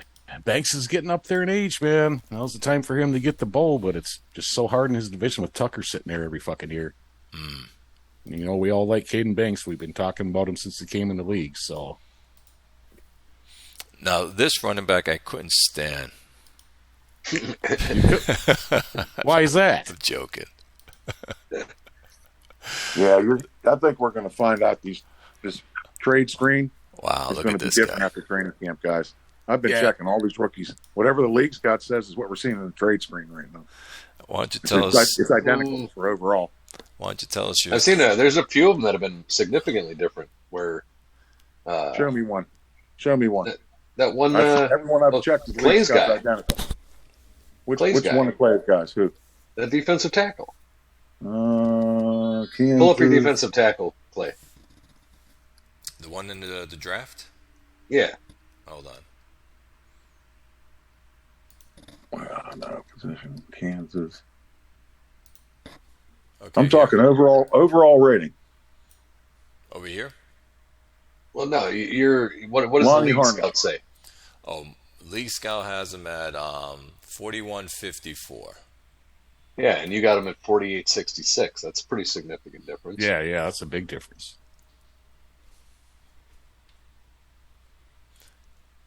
Yeah, that's why we're saying he's going to pop so much. I'm seeing 41.56. Same as what's on my roster screen in game. What I have him at, I have 4679 for my defensive tackle. Huge difference from what the league scout says. Yeah, he's got 46 to 79, and the league scout's got him at maxing out at like a 50 something. 54, the max that the league Same scout thing has with him your at. running back, Chris. He's identical. Overall, current and future is identical to what I see in game. Lucas Schneider. So what Yeah, I I have believe for that. Lucas But Schneider. there have been some that have been different. That's all I was saying. So I have Lucas I'm Schneider not at. seeing him different as far as endurance. I'm not seeing any difference in terms of overall. Well, I wouldn't be surprised if this is different after training camp. That's all I'm saying. Ooh, Wouldn't shock me. Schneider looks like he's going to go down. Nope, he's going to go up a little bit. Go up? Oh, wait. Yeah, why am I always fucked up with that? Yeah, I needed a running back. I haven't had one for far too long. Litton, I tried to spend money on, and he just tanked on me as soon as I got him. Haven't been able to run. I like to be able to run. So Schneider was the guy. Oh, Howie took off. Later, Howie. Howie, see you later. Wasn't By the saying a way, whole lot. we forgot to congratulate him on taking Yeah, the bowl. really. Oh, yeah, we did. Congratulations, Howie. Well done, sir. What a bunch of fucking friends we are, man. Jesus. Yeah, totally. I never said I liked the guy. Oh, shit. I like the whole recognition that you have, C-Max, 75 it can hit. He's got speed to the outside at 82, power inside at 99, breakaway speed at 63. Yeah, that endurance sucks, though. But between he and Hastings, I'm hoping that the two of them can at least do better than I've done. I mean, I just need to have some kind of balance there because I'm just, I can't count on Socha's getting older. He's slowing down. He's not running for as many yards. I need a running back. And I wanted one that could catch the ball fairly well, so I think he'll be all right. That's another good thing. I like that too, the route running. Yes. Hit 76. Nope, a great need pick at the end of the fucking round. I like him. And he's 20 years old. Yep. I'm a little iffy on the endurance, but man, he could be a great player for years. So, the endurance being at 38 to 41, are you saying that he's not going to play enough downs? Are you afraid of? Well, no, he's not going to be able to be in all the formations. I mean, I'll have him probably in my 1-1-3, and I'll have him probably in the 1-2-2, and that's about all I'm going to be able to put him in with that endurance without him having a energy issue. Maybe I can put him in as a third down back too, but I doubt it. You got a better shot at 212 than third down. Yeah, exactly. So, I mean, I'll get 2 or 3 formations, and then I'll have to have Hastings fill in. But Hastings isn't a great receiver, so, I don't know. Maybe, I don't know how I'll end up making it all look in the end. But I got Hastings. I also picked up that Brandon Bean in free agency that, and Tim Mitchell as a mentor. So I mean, I'll have some guys that can fill in on some of those formations, but he needs to be the bell cow. Well, you're building your offensive line. I like. Yeah, I moved up and back into the first and got another offensive lineman, and then picked one up in the second as well. So, Well, it's going to depend. Hopefully. I mean, if you throw the ball to your running back on third down a lot, then it might be worth having him as your third down back and using him in 1-1-3. But if you're not throwing to the running backs on third down as much as other players, then you want to get him in both those other running formations if you can. Yeah. Heck with third Yeah. down. Yeah, and third down, honestly, when it comes to passing, it seems like I generally do it to my fullback. He had a real nice season for me last year, 400 and some yards receiving off the fullback. So I don't know that I would need to, but again, it kind of depends. When I see what it'll fit into, I'll figure out my actual game plan. Right. Oh. You can also change plays around, too. Make the running back protect and send the tight end out, or make the tight end protect and send the running back out. I mean, Yep. Well, good pick. I like him. I'm sure you'll get lots of use out of them. Fairbanks is back in. Not Fairbanks. Frederick came back into the draft. He has 125, and he picked up this wide receiver. It's a good return man, maybe. I hate him. Yeah, I was gonna say, I'm trying to find something I like about him, but That's. he might be able to You're return the saying ball. he moved back up for that? No, I don't know. All I know is he has this pick. How That did he would get be this a pick? second pick in the first round, and it wasn't He's his. a 25-year-old rookie. And he's 25 years old. Wow. Well, this Okay, just well, yeah, we've now officially got to that first pick in the draft where I just hate. yeah. No, and it was a desperation pick, it looks like. I mean, he's got Carl Cameron coming up in his second year at wide receiver, who was drafted 1-5 last year. Well, this pick, What is it that he liked about this guy? I don't know. I don't know what he saw. Had to be the combination of the return bars, special teams, and a decent route bar. I don't know. Big play. That's- I guess big big play plays. has Okay, to the route get running. downfield's ordinary. Route running bar is horrible. Route running is horrible. Well, you They're- could have very well drafted him then for a returner, but those return bars didn't even end up being In the as first good as they round, should though. have. At 125? I don't know. You can pick that guy up in free Dude. agency. Yeah. Yeah, there was so many guys left on the board that were a better option. I mean, I don't care what you need. I And mean, he's yeah, gonna- maybe you need No, maybe you're you right. need a return man, but you don't pick him up at 125. There were so many guys that came after him that were so much better. I mean, just the next two linebackers. I'm seeing a route bar that's 16 to 58, but he's Well, never he's gonna pretty. be Yeah, 58. he's pretty. He's just needed so much as far as like O line goes. he's going to, well, this player is going to drop. I have his route running at 1548. It might be even worse after PS2. Oh yeah. He's 25 years old. He's gonna have It's a terrible pick Hmm. at 125. yeah, and he's That's, 5'8". that's a second round pick, maybe late second. Yeah. I wouldn't even pick him in the 7th round. Oh yeah, I would. I mean, Yeah. As he's- far as the return skills go, yeah. Is he your fourth receiver? I'm okay with that. Is he your third? Yeah, maybe. But I mean, he's definitely not one of your top two. He's not a first round pick. I could see late second, early third. What do you think, LD? Yeah, receivers are hard to get, but it's not a first round pick. That was sort of my thinking. And again, this was when I was getting close to me coming up, so I was starting to pay attention. And Oh. this was a guy who wasn't on my radar at all. So I was like, okay, good. But yeah, and yeah, to me, if I need a punt returner or a kick returner, I'll just set the auto draft in the 5th, 6th, or 7th round and just say pick a receiver, based on return bars. I don't even really Hello.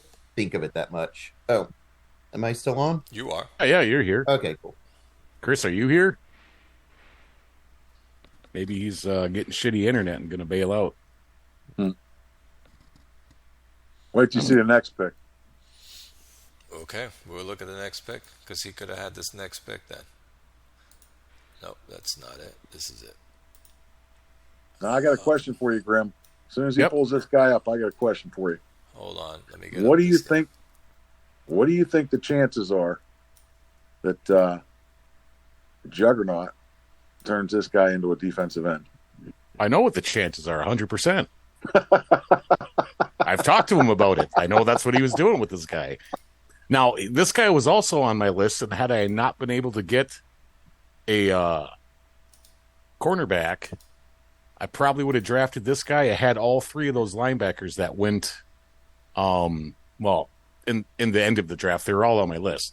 I would have grabbed this guy, but I would have kept him at fucking outside linebacker. But I know that, yeah, Jugs is going to play him at defensive end. Maybe he'll wait until Hopper retires, and he could use, a linebacker for a season or two. So Debatable, but he's a 4-3 guy, and this is a 3-4 weak side linebacker, and he's 260. That's pretty heavy for a 4-3. I think he goes to defensive end pretty quickly. Yeah. Oh, if you're yeah, gonna yeah. leave that, if you're going to leave that guy at weak side or outside linebacker, you got to at least try and trim. Thin him down. So yeah, for me, I would have if I would have drafted him, and I would have tried to trim him down.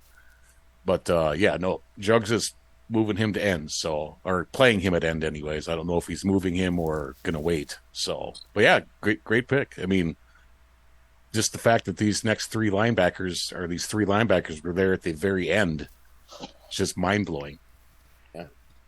That's something that I saw. I was watching the Steeler game, not today, but last weekend. And I'm standing there talking to somebody drinking a beer, and we're bullshitting, and I look up, and on the screen, we're on defense, and it's the shot, right before the snap, and they're showing our defensive line, and I'm like, okay, wait a second. You got two defensive tackles, and they're in a down position, and you got T.J. Watt at left end, and what the hell's the other guy's name? The outside linebacker. He's at right end, 56, and they're both in an up position. They're both linebackers playing defensive end, and I started thinking, could you do that in FOF? Sure you could. This is a guy, this Bryson Keith, you could do it with, because you could keep him at linebacker and still get his defense's man-to-man zone and bump pass coverage skills. Yep. And then you could put him at defensive end and get his pass rush too. Use him as the tweener. And he's good as a run defender. So there's your hybrid 4-3. You get two guys like him, you got the Steelers. Yeah, he's like a Danielle Hunter from Minnesota. I'm thinking about trying it. I never have, but I'm thinking about trying that. Now, would that player also cover the running back out of the backfield? Depends where you play him. If he's playing linebacker, he might. But defensive end, he wouldn't. Yeah, linebacker, he might cover the running back, might cover the tight end, might cover the fullback. Just depends on you can who's put him in going your where. depth chart at defensive end or linebacker, and you don't have to change position and Well, that's delete the edit stage file. That's what Grimmer did with that Hamilton guy that he picked up last year in the draft. He used him some at linebacker, some at defensive end. I think if you had two guys like this, you could build one hell of a defense because they could play both. Mm-hmm. Yep. If it's third and long, you want to rush the passer or play pass defense? Do I have defensive ends that are terrible against the run? I'll put them in if they're pass rushers on third and long and use him as pass coverage. His zone looks like it's going to get up to close to the 90s. His zone defense. He's got a pass rush strength of 89, so it's a nice pick. Yep. I like it a lot. Then we have coming up after Oakland's pick. Colorado, Orlando goes also with a defensive linebacker. Similar kind of player. Yeah, I like this guy too. There was a number of really nice linebackers up there to pull from. This guy looks like he's going to be every bit as good as the other guy. Now, this guy I don't think is a defensive end. He's 260. He's got the right size. Speed. Yeah, he's got the right size, rush. but his pass rush technique looks like it's going to max out at 57 at best. Same with run defense. I might try to trim this guy down and just play him as the linebacker. But he does have the potential to do both. Now, I have him going up 4 more points in a rating. So can he pop a little bit more? Yeah, then he'd probably be fine, especially if that pass rush technique comes up a little bit. I don't know that I'd want to convert him to or use him at defensive end with only, if he ends up around 50 for pass rush technique. That might be a little too low. This guy is a guy who try to drop weight on and just keep at linebacker for the coverage skills. What's the most you've ever seen as far as weight loss in training camp? Like 12 pounds. That puts him at 250. Yeah, 10, 12. Yeah, I'd be fine with 250, 255 for a 3-4 or a 4-3 linebacker. You'd still make it work. And I like those needed weights to be right linebackers. on. His linebackers are aging. I like to try and get those weights right on the money. Yeah, I try to stay close, but like even example, my Bill Hamilton guy last year. Well, I'm sure if I go look at my team, it doesn't match right on, but I still in my head. That's what I'm always thinking. I'm trying. Yeah, but my Bill Hamilton guy weighs 278. I played him at strong side linebacker, I played him at weak side linebacker, and I played him at defensive end, and he had a great fucking year. So I'm with you, Bob. I try to keep the weights as to where the game says they should be, but there's just some guys that are just fucking so good that doesn't matter what their weight is, they're going to perform. What a rookie year, Jesus. 11 sacks, 24 hurries. Lots of tackles, 7 interceptions. passes defensed. Yeah, he was blocking shit like all over the place. Hamilton. Had an interception. Oh, here we go. Oh, yes. Mm-hmm. Yeah, so I mean, Yeah. I think eventually he'll be playing full-time at end, but I think for at least this season he'll still be playing some linebacker because, click on him, Clay. He got a couple interceptions too, at least one, I think. See, but here's my thing, Grim. He's running 4.640, and he's got those cover bars. why would you position change him? Use him at both places One forever TD. until if he gets Yeah, old that's what I'm and saying. slow, I may not even have to fucking change him. There's probably no need to. This is a hybrid player here. Yep. But just the fact that he was playing so well in coverage in both linebacker spots at that weight, 278. I mean, my weak side guy, I want around 230 pounds, 240 pounds. My strong side guy, I want around 250 pounds or so. But yes, Raffensperger is going to be pretty good, I think. He's got a nice defense too, that he's putting together. Oh yeah, well with the he's still got Oliver Calendar. He just drafted that fur safety guy. I mean, this was a good offseason for him as far as picks go. Just adding those two players alone are going to change your team.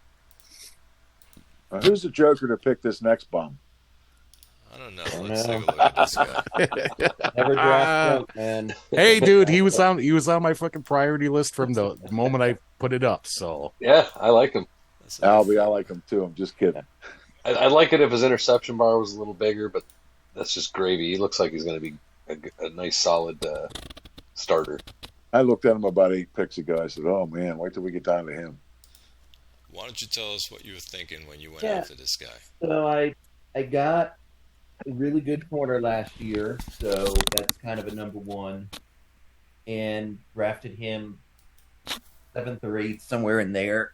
And then as part of the trade with Bordeaux, I traded for another guy, Freeman, I think his name is. Kim Freeman, yep. Freeman, who, I was hoping would maybe, I don't know, his bars seemed to go down from my perspective when I got him, but obviously are really good if that's your third corner. So I'm thinking between him, the rookie, now this guy, that's sort of settled. 3 good cornerbacks. I needed linebackers too, but so I was looking at all these guys we were just talking about, but this was one that just kept falling. I had him going higher than he did, and he falls on my lap, and now I've got a number 2 cornerback, I hope. Well, you made out on that trade. Yes. Yeah, that I trade mean, that last trade season. really set you up. Oh my! Yeah, well, and this is you're talking about chasing Tucker and chasing the thing, and for me, it's like I just needed some players. Like I needed to get from a 2 and 3 win team to, I didn't expect to win 12 games this year, but to just not a depressing team. And so, in some ways, But the picks you got at 8 and 9 last year, plus that corner Freeman, and then to come back with this corner this year, just the amount of talent you've added to that team is insane. Exactly. And then I got a young tackle too, not a great, not a super stud, but I was able to cut my conflict tackle because I got the second year guy there. So, no, not Gino. That was actually Gino's the guy I drafted, but who's the other? Robertson. No, Terrell. Ethan Terrell. The third year, Robertson. Oh, Robinson? Yeah, Robertson. Got him in the trade, yeah. Yep. Got him in the trade, and so, Hey, he looks just fine. That's fine. Yeah. So that's, again, I knew I had I'm not as good on affinities and conflicts as some, but I try to pay attention. My starting tackle was a conflict, so I was able to. That intelligence hurts pretty bad, but yeah, he's got to be a penalty. He's got to be a penalty hound. Yeah. What'd you say, Red Zone? Pull up Fairbanks' starting QB and open up his stats. Yeah, I was just looking at Washington. Explain yourself, Eric. Look at how much better he's playing with more talent around him. Jesus. Mm-hmm. Look at the difference. All right, this is where he's at that he played last Look season. at 21-15, then look at 21-16, and then look at 21-17 and see the difference in the progression. Yep. With the talent being added to the team around him. Jesus is having talent. And 21-15 was a disaster year when I did not realize that you could get familiars by playing exotic sets. So I was like, don't have any good receivers. I've got some running backs. I'll just load up on tight ends. And yeah, it turns out front office football really hates that. So whether that's a good or Yes, it does. bad No, I thought a couple. decision. Yeah, I thought a couple seasons ago I had mentioned something in the forums after I played you, or maybe you played some. I'm like, dude, you're getting a lot of familiars. You can't run 2-3-0 and, 1-3-1s like 15 times each. Yeah, and that's But yes, so that was a coaching disaster. That was a talent disaster. And then last or 2 years ago, I'm not exactly sure why I still sucked, but finally get some talent, play a little more normal offense, and I'm enjoying Bada it. bing. Look, Washington has really had a decent career. I mean, he won you a bowl not that long ago, Yeah, too. no, I mean he's Eli Manning, right? I mean, you look at that QB ratings always in the 70s, 60s, whatever. And I figure if he's Eli, he's got one more Super Bowl to pull out of his ass for me. So Yeah, no, and that was 21-12. You went 9-6-1 wild card championship, got fucking hot. Rodriguez is one guy that you really missed. After he left, that's when he kind of had the 2-14 seasons. Mm-hmm. Yeah, and I had a good passing game to the running backs that year too, which is why I'm trying to focus on that more a little bit now, just because that seemed to work. So, okay, so one other question, since we're still on your team, you traded one of your running backs this year. Did you keep the guy that you really wanted to keep, or did you trade away the guy that you're hoping to keep?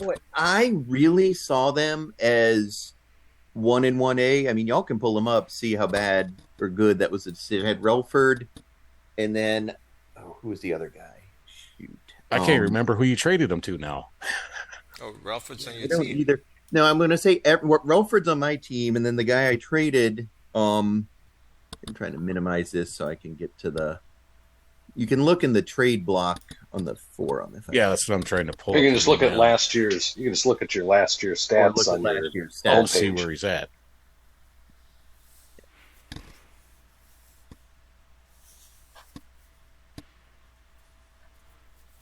Oh God, who was it?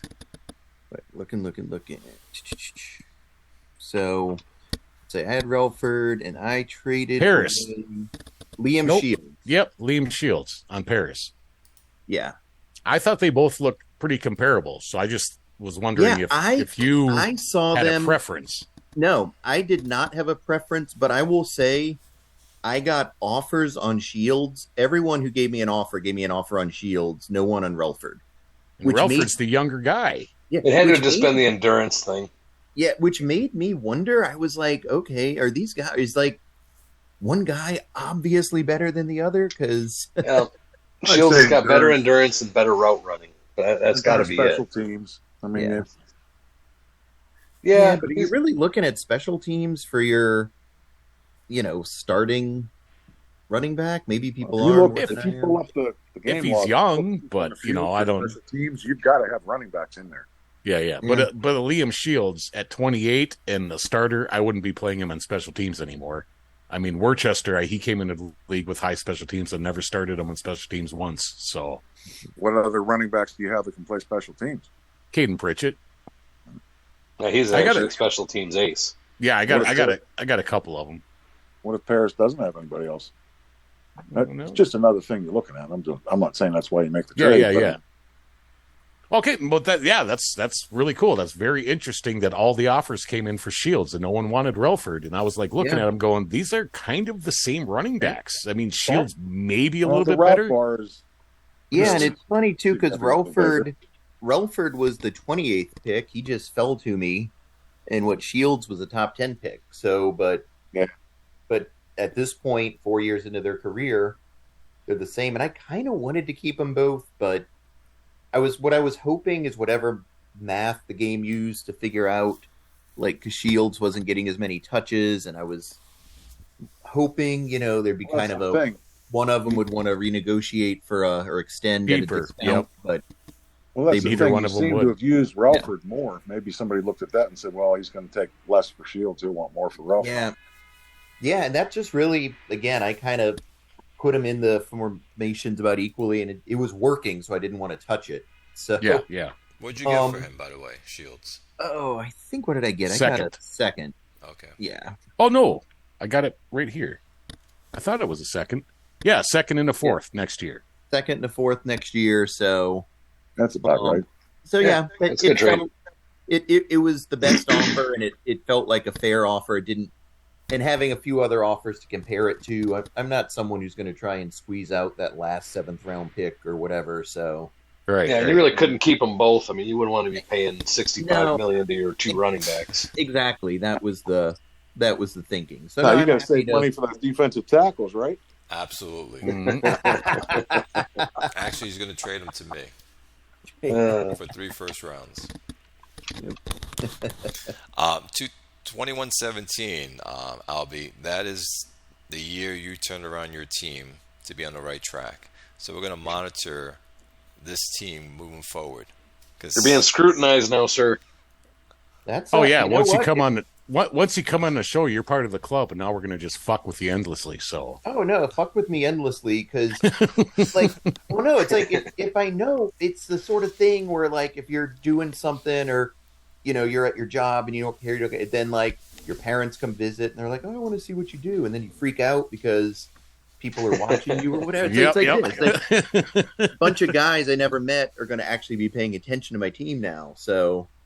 Really oh, we have been. screw We've been this up. questioning your team for fucking, well, especially these years where you weren't doing well. We're like, what the fuck is he doing over there? Absolutely, because you had the quarterback to do things with, and then you had the roster as well. Won the bowl and then went into the obscurity. So we're And then on every that- show here going, yeah. what the Oh, fuck's he and that- doing?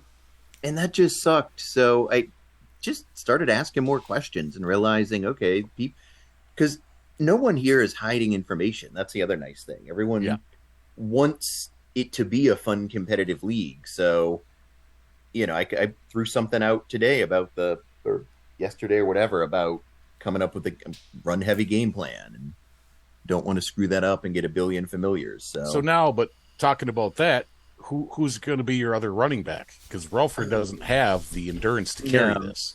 He doesn't. Who is Would my that other rookie guy? end up being? Yeah, I got someone No, else. I know you think. got Max Hopper and Graham Harriman, but that Yeah. Lamar Clements, what does he look like, Clay? The rookie. Yeah. You know what? I can get him up on the screen here. Let me get to Fairbanks. I'm just looking at Hopper to see. All right, this is what he looks like here, guys, on the screen. Yeah, he'd be able to take a few, Yeah. handful of no, plays a that's game. Yep. He'll take some Nope, that's carries. fine. He'll get some carries, and Hopper. I mean, Hopper's a guy that with no hole wreck and high elusiveness. So if you have to run Hopper, I just run his ass to the outside. Yeah. But yeah, no, he's good You're enough to gonna, take carries. Albie, you're going to have to test that to see who does well and leave them in, and who doesn't do well, and take them out. That's Exactly. preseason. So, yeah. Well, I think after the timing, I think right when the season starts, my wife's going on a writer's retreat, so she's taking the front office football laptop. Oh, motherfucker! Yep. So there'll be about a week where we're just gonna roll with that week 1 game plan, and everyone will be saying, "What the hell is he doing again?" So.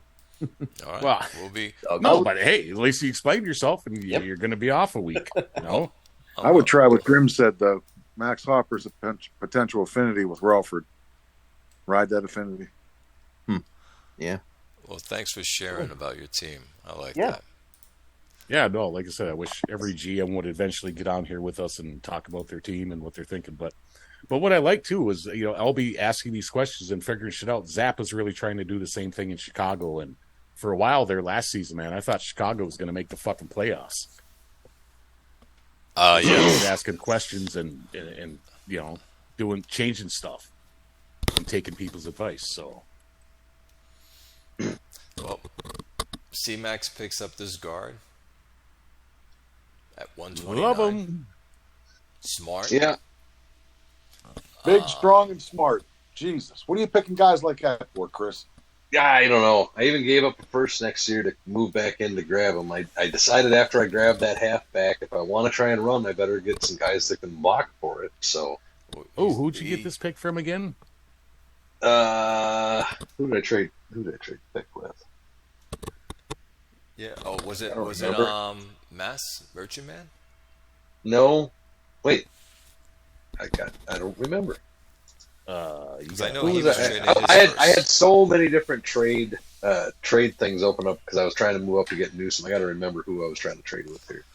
I'll look real quick. I'm pulling it up. Because I remember Merchant Man was trying to trade his 2 firsts, the deep back ones. Let's see. I traded, Arizona. No, Arizona. Oh, Melman Arizona. traded his pick. Yep. Interesting. Well, Melman's pretty stocked now, so you don't need much over in Arizona to keep that shit going. I figured this guy here, he might play guard. He might play right tackle for me. I also picked a guy up in the second that could probably play either or, but I might also just have my current right guard play right tackle and use my 2 rookies at the left and right guard spots. So I don't know. His run blocking, I believe, is going to go up a little bit more than what I'm showing because the league scout has him less, and my guy has him higher. Well, pull up that other guy, Tony Conway, that I also picked up this year. He's right above Sellers on my list there. Got him. He's the other guy I picked up in the second round. Let's see what he looks like here. Hold on. Let me get him out. I'll tell you what I think. Nice. Melman's got 2 firsts and 2 seconds next year. He's looking to move up and get a receiver. I was just Yeah, going to say, probably. when we were talking about Melman, I was staring at Arizona. I'm like looking at Arizona, and now that we're talking with Eric, it's like these are almost the same teams. He's got like a couple running backs, a good quarterback, no tight ends, and no wide receivers, and he's winning. So, But with 2 firsts and 2 seconds, he has ammo now to move up next year. oh yeah, absolutely. But yeah, both these guys look great. Yeah. So both of I them are think it going looks like they're both going to pop up a little bit too. Yes, they are. I am Yep. at 63. He's at 60, so he'll go up a little bit. And the other one, and this guy was picked at 2, and this guy picked Yep. at 1. Yeah. Yeah, I'm thinking I'll put Yeah. Conway at left Conway. guard, have Sellers play right guard, and then move Carmack, Conway, my you moved to current right guard. Conway, you moved to right guard. He's bigger. He's like 337. They're both fucking huge. That's They're true. both huge. I'll put them where I want. The bigger run Put him block where you part goes want at right guard. Give a fuck. I just put the bigger guy at right guard. Give Hey, a Chris. fuck where you want to play him. Yeah, no, I'm torn. I might move Bigger. Carmack to playing right tackle too. The bigger run block goes at right guard, Chris. No matter what, bigger run block. Yeah, that's why I planned on putting Sellers at right guard if I was going to have one of them stay at right guard. I like the pick. I like it. Really quick before I jump to Chicago, you were saying Melman, I'll bring up his team.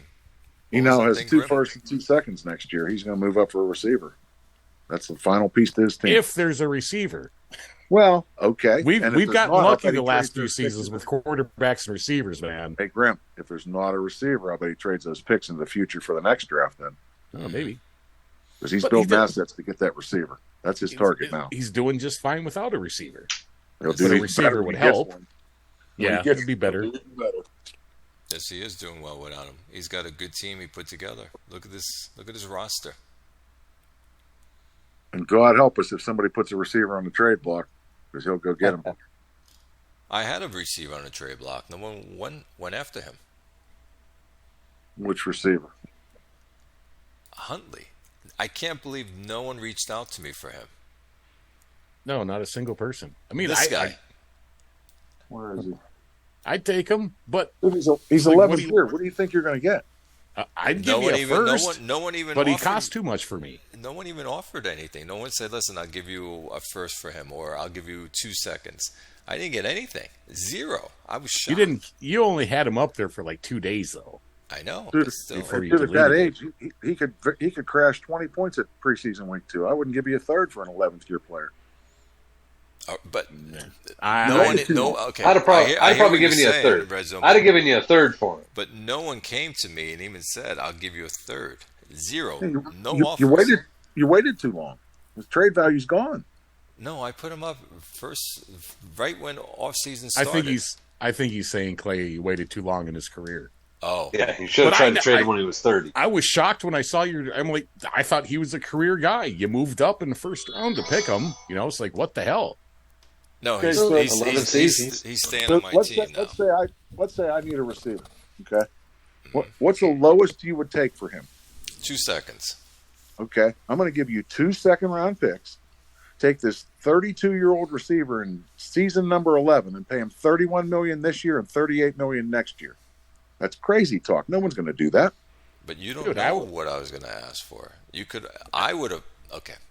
If I had the fucking money, Clay, I would have. It doesn't cost you anything to say. To ask, you're right. To ask. Sure. So I was shocked that when receivers are on the trade block, you go, "Hey, would you take a third?" You know what I mean? Yeah, I firmly believe that's something that FOF is missing out on, all of us. We're so into these rookies and these draft picks and having a young team. But you watch the NFL. Teams go get a veteran player, and that's the guy that helps them go out and win a championship. Oh yeah, back when I was in RCB, there was a Caden Sinclair. Chris knows him. He drafted him. He was on another team.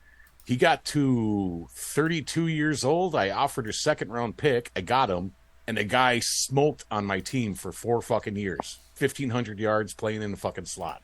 Old man, fucking 32 years old, second-round pick. There you go. Got to the team and He played played another till 4 age years. 36, getting 1,500 yards. I think I got him when he was 31, 32, and he played until he was 35. So I think he played 4 seasons for the team, but he was great in every single fucking season. Yeah, So he retired Huntley- with a 1,000-yard season under his belt on his final year too. Yeah. So, but Of course, With- now, Bob, keep in mind that Caden Sinclair was by far the greatest Special. wide receiver in the history of RZB. Close So to. it's not like this is just no, he was the greatest. He was the best wide receiver in the history of the league. nah, some of Rob's So- guys fucking beat him out. Yeah, Dunn and nah. what's his face? I just think Benzos. once a player gets to a certain age, most people don't even give him a second look, and that's a mistake. Yeah, and I would, but Clay, I've been wanting to say this for a second. If I had the money, I would at least offer the fucking. I would probably offer the first-round pick for this guy if I had the money this year. If you had I 30 would fucking million. take. Yeah, I would. That's fine. I would take that any day. And this guy's going to play for me for 3 or 4 more seasons. I'm fine with the fucking late first-round There pick. might be, and Red Zone, guy there, that- there might be a player, and I'm going to use the wide receiver, that puts you over that edge. For instance, Arizona needs a wide receiver, and other teams, even though he's doing well without wide receivers, that Well- give that extra oomph. Yeah, well, let's ask Eric. Eric, what would you have paid if you saw the trade? See, that's Because you're talking about needing a wide receiver, you know. What'd you say? 30 million? 31 this year and 38 next. Yeah, and then I don't understand. This is where I'm like, okay, he's an 11th year player. I don't know the aging algorithm enough, like, to know, like, okay, yeah, I mean, maybe it's just a dice roll at some point, but, I think part of it is a dice roll. Okay, well, Yeah, look so, at it I like mean, this. I guess I also would have wondered if I'd known that this was a year I was going 12-4, I might have said, hey, I'll add that extra piece, but I was still trying to think in terms of, It'd be nice to know what Don't- your record's going to be. yeah, don't. Yeah, I want to know that too. Eric, I didn't know I was going to go 12-4 this year, but if I did, I would have If I done did- this. Well, I guess I thought I would have done this, I would have done that, because I don't, to go from, the worst team in the league, you don't start thinking now what I need is an 11-year wide receiver. Would you Right. take this guy in your team, Eric? The guy on the screen, Well, Huntley. Huntley, yeah, just again, I'm not I don't know if I had 30 million to spare anyway, but maybe at the beginning of free agency I did. But yeah, no, I'd take this guy in my team. What would you pay for him? What would you pay for it? That's the question I That's should the question, ask. right? Yep. Yeah. You were saying 2 seconds. That feels about fair. I in wouldn't have terms said of- anything. I would let the other person. You would have let offer. the market. You would have let the market offer. I think if I saw him at that price, at that age, I would have made an opening offer of a 3rd-round pick, Okay. and then waited to see what you came back with, because, it's again, this isn't, and it's the sort of team one has to say, well, I need one more piece, I need a receiver, but I think I would have made an opening offer of a 3rd.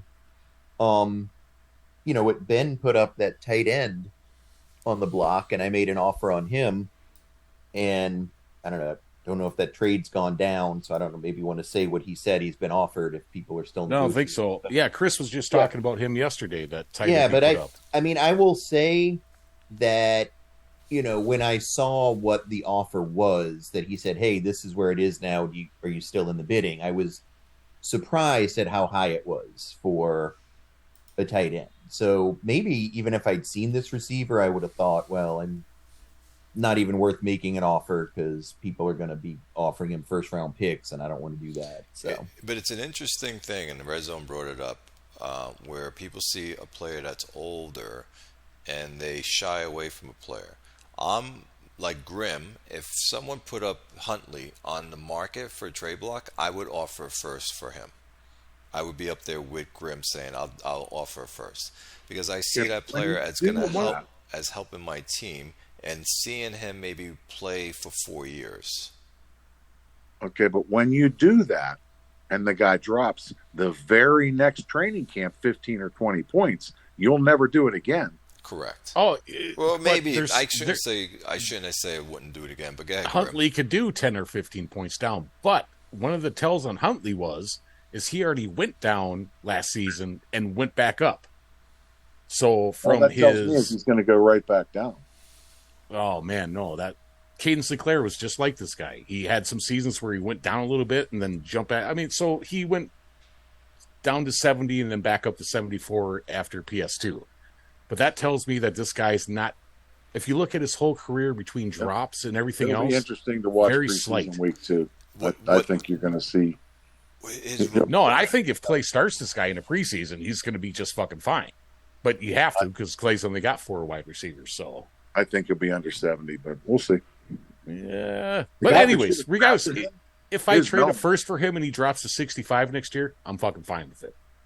Well, the guy that should have come after him is Melman, but Clay wouldn't have made the deal with him. They're in the same division. no, and that's why Melman probably knows I would never have traded with him. From hearing the shows, I don't trade in my own division. But Yeah, that's probably. this is what Chicago took, by the way. This free safety. And he looks decent. I mean, I'm not in love with the pick, but I don't hate it either. It's a solid pick. Yeah, I guess I haven't seen what's really in the.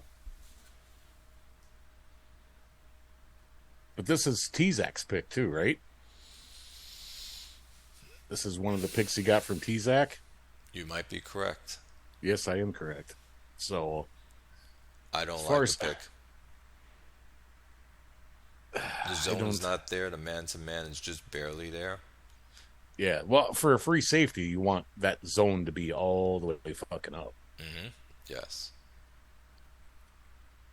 So while we were praising Chicago earlier for asking questions and trying and stuff, this trade will come back to bite. And if you don't get these late round picks that he's getting from Tzach, if you don't hit on these, you're kind of fucked. But he did need secondary, so like I said, I don't see who was drafted in the second round in the secondary. See if there is a better, but I don't think it's a great pick.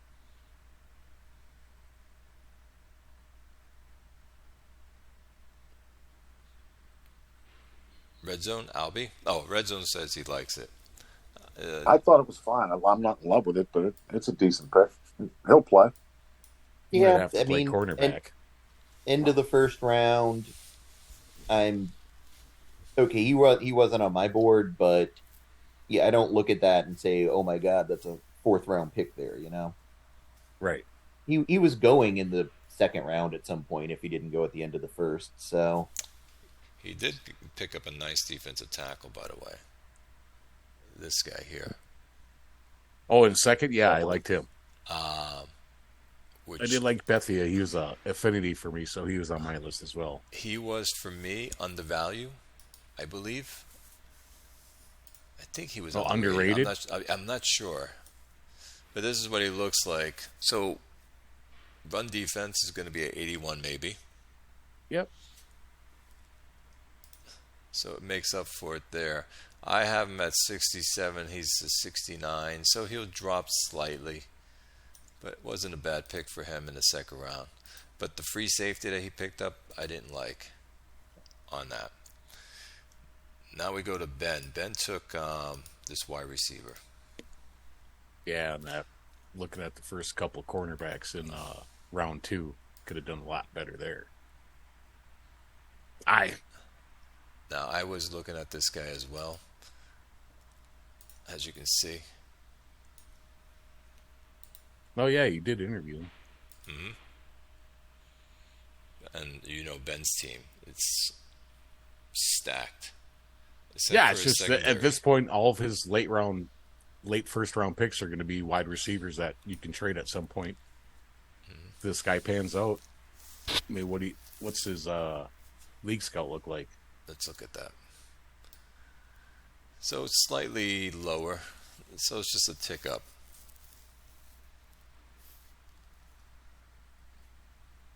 I guess he just said, let me see what's going to be with this guy on his route running.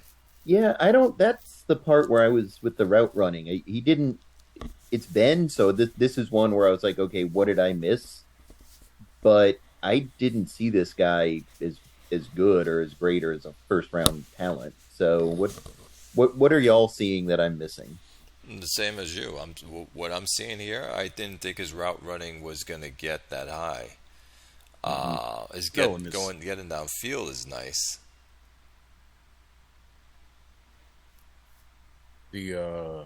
What's his soul score? 29. That has to do with 29. So yeah, that's still blue.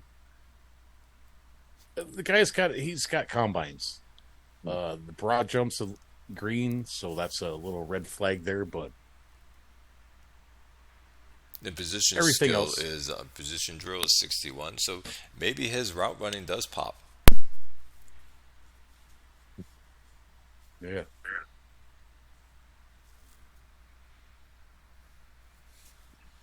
And last pick. But again, in the forums, as soon as Ben drafted this guy, I think Jops or someone came in and said, "Of course," because this guy's going to be better than a lot of starting wide receivers on other people's teams. Yeah, and that's again they have these conversations, and I'm just like, okay, that's not quite seeing what you guys are seeing. I'm just trying to learn. Yeah, Eric, and again, we're kind of with you on this on the wide receiver aspect of these guys getting these guys and seeing shit. We still haven't figured it out, and we've had people come on and explain it to us. It's like we keep missing it. So, Absolutely. but I bet you this guy pans out. He'll either be a starter on Ben's team for 10 years, or he'll. But Chris also noticed that Ben's drafting a lot of green guys. So click on that attitude advisory, quick, Clay. I want to see what he's trying to do here. Yeah, not so much.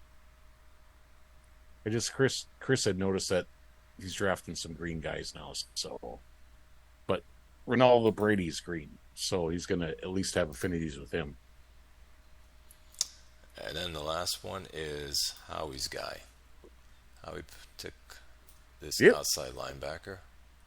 He was also on my priority list. I would have drafted him in round 1. If the other guys were gone, I would have played him at weak side. Yeah, look at he's going to be maxed out maybe on his run defense. His pass rush. Oh, is those at other 97. bars are. Yeah, but you're not going to pass rush this guy. No, he'll probably just keep him on strong outside linebacker, not rush him. I would play him weak side. Well, Howie's 4-3, so I think this is going to be a weak side guy for him. I think he's 4-3. This was I grabbed the cornerback, but this was another guy I was. If some dudes had gone, I would have grabbed this guy. So good run defense, good coverage. That means he's going down a little bit, Clay. Yeah, The league slightly. scout has him higher. Yeah, because look at the bars. They're not matching up there at all. Yeah. So Except for the run. if it goes down, it might be the run defense that goes down. Maybe a little bit. So it won't go to 100. It might go to maybe 90. Yeah, that pass rush strength ain't going anywhere. He's got 25 benches, so. I like the pick. He was on my priority list. I would have taken him. His quarterback, by the way, is holding out. Yep. Hmm. And he's got 2 years left on his deal, so how he may have to go back to that. Oh no, Dan Davis isn't even on the roster anymore, huh? Yeah, who does he have? These are his. Yeah, he made a post about that. The guy's asking for insane money. Yep. Just insane. That's what happens when you come out of the shit and win the bowl, and you're a 5'9" guy. If you're 5'9" and you win the bowl, you're allowed to demand $100 million a year. Okay. Oh, I wish. No one's going to pay you that. But you can demand all you Bob's want. like, okay, whatever, man. I wish he was on because then I'm going to ask him who's going to be his quarterback. He doesn't have the money to pay this guy. He doesn't care. He just won the bowl. Yeah, it's like, once you win the bowl, Clay, you're clear for. You can lose for 5 seasons. No one's going to give a fuck so long as you start making the playoffs again after that. So you still got to win a bowl. That guy can sit on his couch and watch them go 0-4 and report. He doesn't care. Yep. When he shows up, how he'll stick him back in the lineup franchise. Oh, he can't franchise him next year, can he? No, there's no franchise here. But he wouldn't need to. When he comes back from holdout, he's just going to play his next year of the contract and fuck it. Okay. He'll still be what he's done. He's got 2 years left. So, I mean, he can hold out next year if he wants. I suppose. He can do what he wants to do. Yeah, you just won the bowl. You don't care. Yep. What happened if a dude? I've never had a holdout last that long. Can they go beyond one season? Yep. I've seen them hold out the whole season. Yeah. You have? I've never seen that one. Oh yeah. I don't know that God, have I had? I don't think I've had someone hold out the entire season, but I think the latest I've gone was like week 13 or 14 where somebody actually came back to the team. Yeah. But he only had the 1 year left, so he only played like 3 games. But no, I don't think I've ever seen anyone hold out the entire season and then the entire next season. Usually they're just going like, look, I just like to play. Yeah. You know, don't care about the money no more. I sat out for fucking half the damn year. Red Zone, who did you take in the second round, by the way? Let's give you some props. Yeah, we got to look at Red Zone's I picks can here. I can do it here, actually. Yep. You took. It's a guard. Here it is. Bring him Yes. up for you. Nolan Lewis. He looks all right. And we'll take a look at what the League Scout. So mine is it's just a tick under what the League Scout has. You want to tell us what you were looking at when you saw this guy? Or what you needed? Oh, just the need for another guard. Well, that's the first part, but I mean, I've been looking at this O-line, and if you go on, and I keep learning new stuff all the time, like everybody else. No, you didn't even need this guy, Bob. Hang You on. have Harvey I go on to McWilliams, Percy Bills. What? All right, go ahead. Sorry. I go onto the website, and there's a place on there that'll show you who's leading the league in penalties at every position. So let me go look. I got this new information at my fingertips here. Let me go explore this now. Well, guess what? You did. 3 of my linemen were leading the league in penalties at their position when I went 6-10 2 years ago. Guess how many of them are left on the team? I think one. None. Maybe one. I think one. Elby, you know what we're talking about, where to find this stuff? No, where's that? The penalty screens. So I don't think you can see it. Well, hang on. You can't see it in game. You have to go onto Ben's website. Yes. So penalties under. So if you go to the website, LB, under season, Okay. on the left side, under season, go to penalties. That will give you Oh, your right position. there. Huh. Yep. You will get. So there's another penalties one that will give you the Team. amount of penalties for out, but it's not showing right now because the season's not active. This Harvey But you McWilliams, Yep. intelligence very low, 18. He was one. He was up there last season or the year before. And the other guard, Trent, I cut, and he was on there too. And Yep. But the Harvey left tackle- McWilliams. Harvey McWilliams had 14 penalties for you last year. Yeah. Wow. There's a Guard. left tackle that I cut too, and he was on there too. That's So not they're good. all gone. Now the center, James Johnston, doesn't have that bad of an intelligence rating, but he wanted way more money than I wanted to pay a 9-year guy in a multi-year deal. He had 14 penalties last season, dude. Yeah, look at that. Out of here And too. Harvey McWilliams had 14 penalties. So yeah, Right. good I signed riddance. Chance Acosta, and I Yeah, have my this young guy Acosta's working. Acosta's fine. I got fullback. Foreman working behind him at center, and I've got Percy Bills, who probably needs to be the right guard, and Lewis probably needs to be the left guard, but we'll see. And Gus Arnold needs to either continue to develop or face the fact he'll be a backup. So you just revamped your whole team. Yeah, the line. Then I brought Well, Dion yeah, Blakely in last year at left tackle, but he Yeah, wants when the you- fortune to re-sign, so I went on. I still have Sean Irwin. We'll see if he keeps developing. And I brought in this Keith Reams. We'll see. But my right tackle Benson's pretty solid. So I mean, Yeah, Benson. Yeah, we've- Benson. we've got rid of all the dummies. Well, Basically, that's what I meant to say. You revamped your whole offensive line. you know, the Yeah, one thing I never- don't like. I mean, I was able to bring in Finneran, the receiver from Oakland, and keep Yamashita. I re-signed Cooney, and I still have Field, so I like our receiving core. But Hey, be right back. I gotta pee. we'll see what our tight ends really can do. I don't think we're real strong there. And I don't have that second hammer anymore. Greg Kozlowski's okay, but he's not like when I had Hammer and Harden there with Marsh. So we're going to have to see just what happens. And I wanted the better QB too. I'm not really turning my nose up at Wilkerson, but I wanted half Bill. And that didn't turn out. So we'll have to see just how things go this season. I don't know what we're going to do. We'll see. You'll be fine. You said that last season. Look what you did. Man, I mean, I got Heath Guyman, the safety in free agency. I moved Josh Griffin to corner. But you basically Well- have your team is still put together. For the most part, yeah. If I you mean, look we'll at be a your little- team, yeah, We'll be a little bit deeper at linebacker, I think, just a hair. And we'll be a little bit deeper in the secondary. And the D line, I think we added a couple of guys this last sim that may develop and help us a little bit. We'll see. I mean, I wanted to be deeper and stronger. And like I said, I'm going to try some different things on defense too. So we'll see. By the way, let's see T-Zac. T-Zac didn't do it first, but let's see who he picked up. He picked up this linebacker.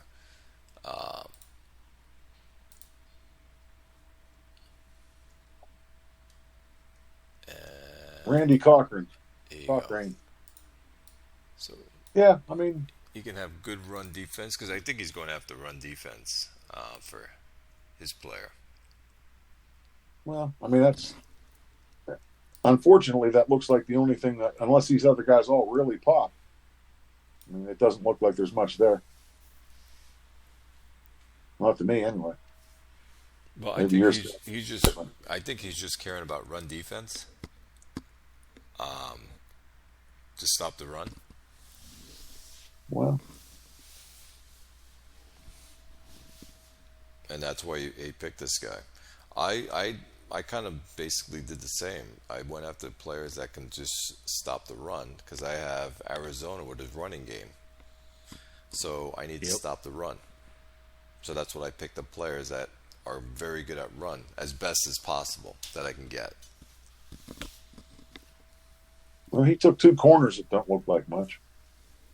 At least not right now.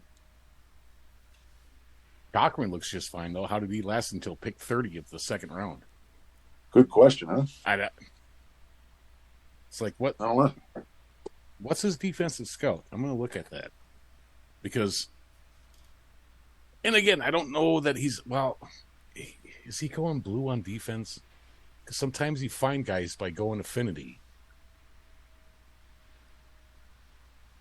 What's his defense look like? Yeah, his defense is real blue.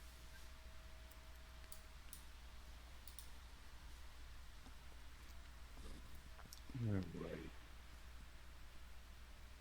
Defensive scouting is 49. So, yeah, doesn't matter. So, are we done with the draft? We are. Are we going to address the elephant in the room? What is that? FOF9. I don't. It doesn't I have want- multiplayer. I've I got want- a couple of things I'd like to say. Feel Yeah. free, man. Stage is yours. I think I said earlier, I started playing this game in August of 2004. Yep. That's And right I've around seen the time I started. FOF 2K4, 2K7, FOF 7, FOF 8. I think I'm missing a version in there somewhere. I don't remember what the heck it was called. So, I mean, I've seen 4 or 5 versions. I mean, most of the time this game's been around, I think. I don't think it was around more than maybe 4 years before I started playing, 3 Yeah, or I 4 think or it 5 came out years. You know. 2001. Okay. So, I mean, I've seen just about every league at some time or another during that time, and mostly every GM sometime or other in that time. And I can remember people talking, well, OOTP is going to make a football game, and it's going to just blow FOF away. And I'm thinking, no, it won't. Beyond the Sidelines, it was going to be called. And I said, no, that's not going to happen. And people are like, what do you mean? I said, there's no money in a text sim football game. And let me tell you how I know that. There's nobody been around for the last 20 years while I played this game except for Jim. If there was any money to be made from a text sim football game, one of these bigger companies would have swooped in here and grabbed it all up. Well, EA Sports did at the beginning.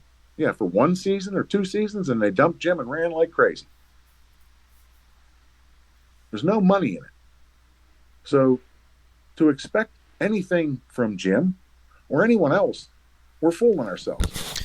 Can I ask We're a not playing a question? video game here, okay? You've got kids playing Madden. They want the video game. They want the joystick. They want the graphics. Let Clay ask this question, man. Go ahead. I'm not done, but go ahead. Who is creating FOF 9, by the way? Jim. I thought he sold the rights. You know what? I'd like to know the answer to that, too. I thought he sold the rights that he can't To make it. OOTP. Yeah, to OOTP. Or to somebody else after. Yeah. When he was making the game with OOTP. This is what I was told. I was told OOTP let him out of their agreement and sold their rights to this Korean company, and Jim also sold the rights to FOF to them. And they were going to make games for phones. And now all of a sudden, Jim's making a game again. So, I don't know what the story is or exactly what happened. But I'm going to tell you what I'm reading right now. There's a quote here on our site. Or maybe this is... No, this is a whole bunch.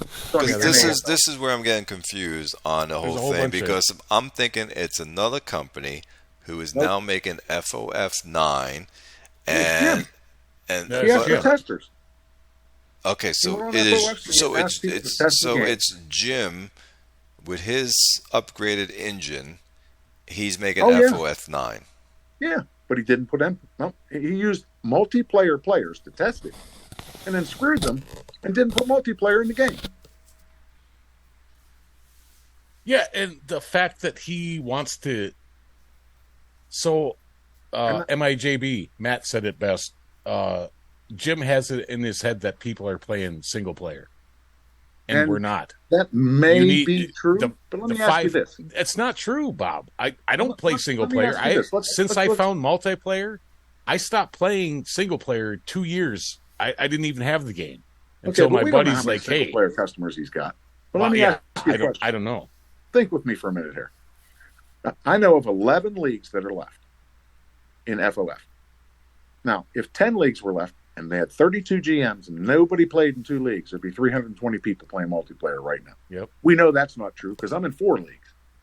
So what do you think is a reasonable number of people right now that are playing multiplayer? 200? 150? Let's go with 200. 200, yeah. 200 times $40. I'd go on the high side. 200 times $40, that's $8,000. Now, how many people do you think are playing single player? I'm going to be generous here. I think I'm being generous. Maybe I'm not. I'm going to say 800, which is 4 times as many. Okay? That's another, 32 grand? So he can make $40,000 if he sells a copy to all 400 of these people. Okay? Or all 600? What the hell was the number? I had this added up before. 800. Okay. So even if there's more money in single player, there's no big money here. Unless you can sell this game every year. And people are not going to do that. I've watched people walk away because they didn't want to buy FOF 7 when it came out. They're not going to buy a new game every year like Madden. So there's no money here. And I'm reading this. This is on the NAFL site. They're quoting somebody that says, "Can I join a multiplayer league or play hot seat with more than one team control?" And the answer is, Front Office Football 9 only allows control over one designated team, which doesn't change after a new universe is formed. It's possible future products will feature a multiplayer option, but no control changing mechanism was developed for Front Office 9. Adding one, along with multiplayer features designed to work with the game's database, would require several months. It's not something that could be considered for an update. So we're talking about FOF 10 might have multiplayer. Guess what? You won't be compatible with FOF 8. Every league will have to reboot and start over. Yeah, absolutely. That's did you crazy. read? He screwed all of us. Yeah. Did He you screwed all of us. Did you read Quick's little bit in there? And I agree. What Quick said's exactly right. I've been saying for a while, you watch it won't have multiplayer. Well, make it a fucking. Well, it's got to be multiplayer. Otherwise, no one's. I'm not going to buy the game unless there's multiplayer.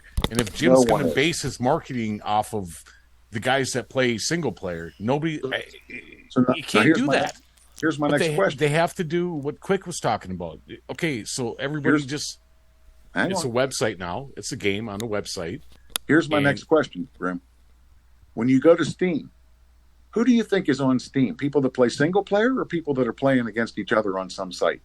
Multiplayer, because all the games I have on Steam are how multiplayer. many single player people is he going to reach on Steam? Yeah. He's not only screwing us, he's screwing himself too. I don't understand. Yeah. So the whole thing, and I'm just going to speak from the business perspective. You're putting in the energy to make a new game. You're putting in the time. I don't understand when business people cut certain things from something when it gives value to the item. You've already made this game before, multiple times, with multiplayer. Because it would take several months for him to develop the multiplayer part of it. That's it's all fine. Different code. But that's fine. But he's done it before with FOF 7, FOF 8, and the ones before that. All had a multiplayer. I'm speaking from a business sense. And so if I'm building one of my buildings, I'm not saying, oh, you know what? Instead of putting 2 bathrooms, I'm only going to put in 1 bathroom. Why would I do that? Right. Okay, but we're talking about a quick money grab here for Christmas. He's going to make 30 or 40 grand and run. Yeah, but okay, we don't want that. I mean, everybody he doesn't care what we want. Everybody at this point is used to this fucking interface. You can improve some fucking things. Maybe stop the massive passing attacks because no one's getting 7,000 yards in the NFL. I mean, I don't know. You guys have seen these posts that have been up for the last 3-4 months, right? Where he won at testers and yeah. I've seen the beta tester stuff like 3 months ago. All the changes he made are suggestions that those testers made to make the game better, and then he didn't make it multiplayer. I mean, is the end game sort of? I think Quick was saying this. I mean, is the end game get rid of multiplayer the way he has it, and then turn it into a subscription model? You know what? I would be fine with that. I would be fine with that too. I'd pay money. I'll pay. I mean, that's how you make money on games these days. I mean, and basically even Ben with the server. Absolutely, everyone with the wants server for this game. I'll pay Ben. I'll pay Ben $50 a month to fucking up the servers on this. Yeah, so $50 a month, not $50 a year. I'm sorry, I wouldn't pay $50 a month to play this game. Yeah. But $10, $5 a month, it costs nothing to send the guy some money for the server. Yeah, and I mean that's just the way. $19.99 a month. Yeah, it's the way it's everybody done. would pay $19.99. But the question is, why wouldn't you do that? Look, you want a evergreen revenue source. I get it, but put it in this version. Put it in FOF 9, because I think we'd do it. And what he's doing right now, you won't be able to take FOF 8 and convert it to FOF 10. We'll all have to start over. Yeah, no, that's You'll not lose all your history. Yeah, this league. If there's no converting FOF 8 to FOF 9 in multiplayer, then fuck it. I'm not doing it. I'm not going to buy the game. I'm going to play FOF 8 until this can convert to something, and Ben wants to fucking do it. But even, like everyone's saying, the subscription-based model. Sure, let's get in there. But he has to do that with this game now. You can't release this game single player and then say, oh, I'm going to look at the interest and then see if I'm going to do multiplayer. The majority of us that play this game want fucking multiplayer. You have to be able to convert FOF 8 and our league history and fix all the shit that went buggy anyways into this fucking new game. We want our records. We want our fucking players. We want fucking everything there. You guys know me. I'm very cynical. I'm telling you, what I see is a money grab. It's almost Christmas. Let's get a big chunk of money. Yeah, cynical Bob. That's what we should call you from now on. I mean, I'm sorry. No, I'm but very I cynical. actually agree with Red Zone on this one. I do. It's a money grab. Uh, Let's throw some bullshit out there for the single player, get some money for Christmas, and we don't have to worry about it after that. I thought the same thing as Red Zone. If he had any I long-term thought it was plans, he would have put multiplayer in it. I thought it was a different company making the game and just No. putting something quick together, no multiplayer, and just throw it out there and let people buy it up and call it a day.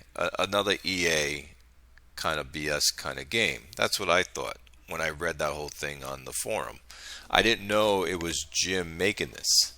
But I still agree with what Red Zone is saying. I think it's more of a money grab than anything. Yeah. And it won't be a money grab for me. I mean, if What's there's the no quickest, multiplayer, easiest way to if we can't throw transfer something together and leagues, toss it out there and make a Yeah. little bit of money real quick? 20, 30,000 to run. And that's well, that's why fine. I we mean, are where we I are. suppose if I was in his position and I could get fucking 40 grand out of a year's work, I'd do it. You know, but I'm not going to buy the game. I mean, unless it I'm not goes either. multiplayer, I'm not going to. If it doesn't have again, multiplayer, I won't buy it. I don't care Going what with what he said, we'll let the market. We'll see what everyone, we'll see who buys single player, and then we'll go multiplayer after that. It's like, no, nobody's doing that. Nobody wants to start a new league. I've been in this league for fucking 60 plus seasons. I do not want this league to go away. If you cannot transfer this league to your new game in we multiplayer, keep using what we got. I'll keep okay. playing this one. I'm not an expert in software programming, but I don't believe if he made a whole new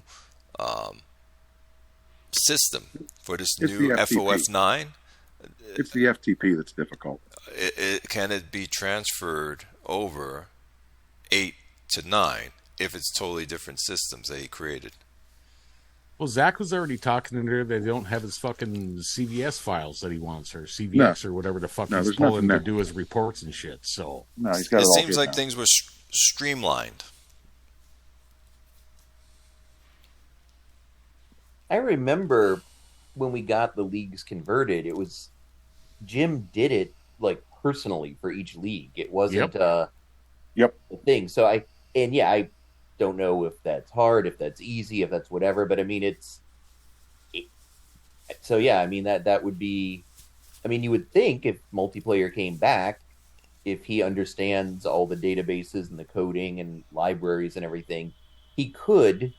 We said what? There's 11 leagues out there, 10 leagues or something, like, do it for each one, but no promise that he would, of course.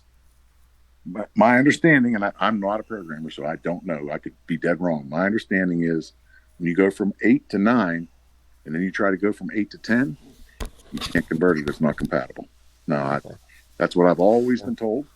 So that's what I believe. But hey, like I said, I don't have any basis for saying that's a fact. Well, no. They got the codes and the databases for this game, Bob. So if he did 9 single player and made no money and decided to do a 10 based off of the coding of this game, he could transport everything over, no problem. But it's all new coding.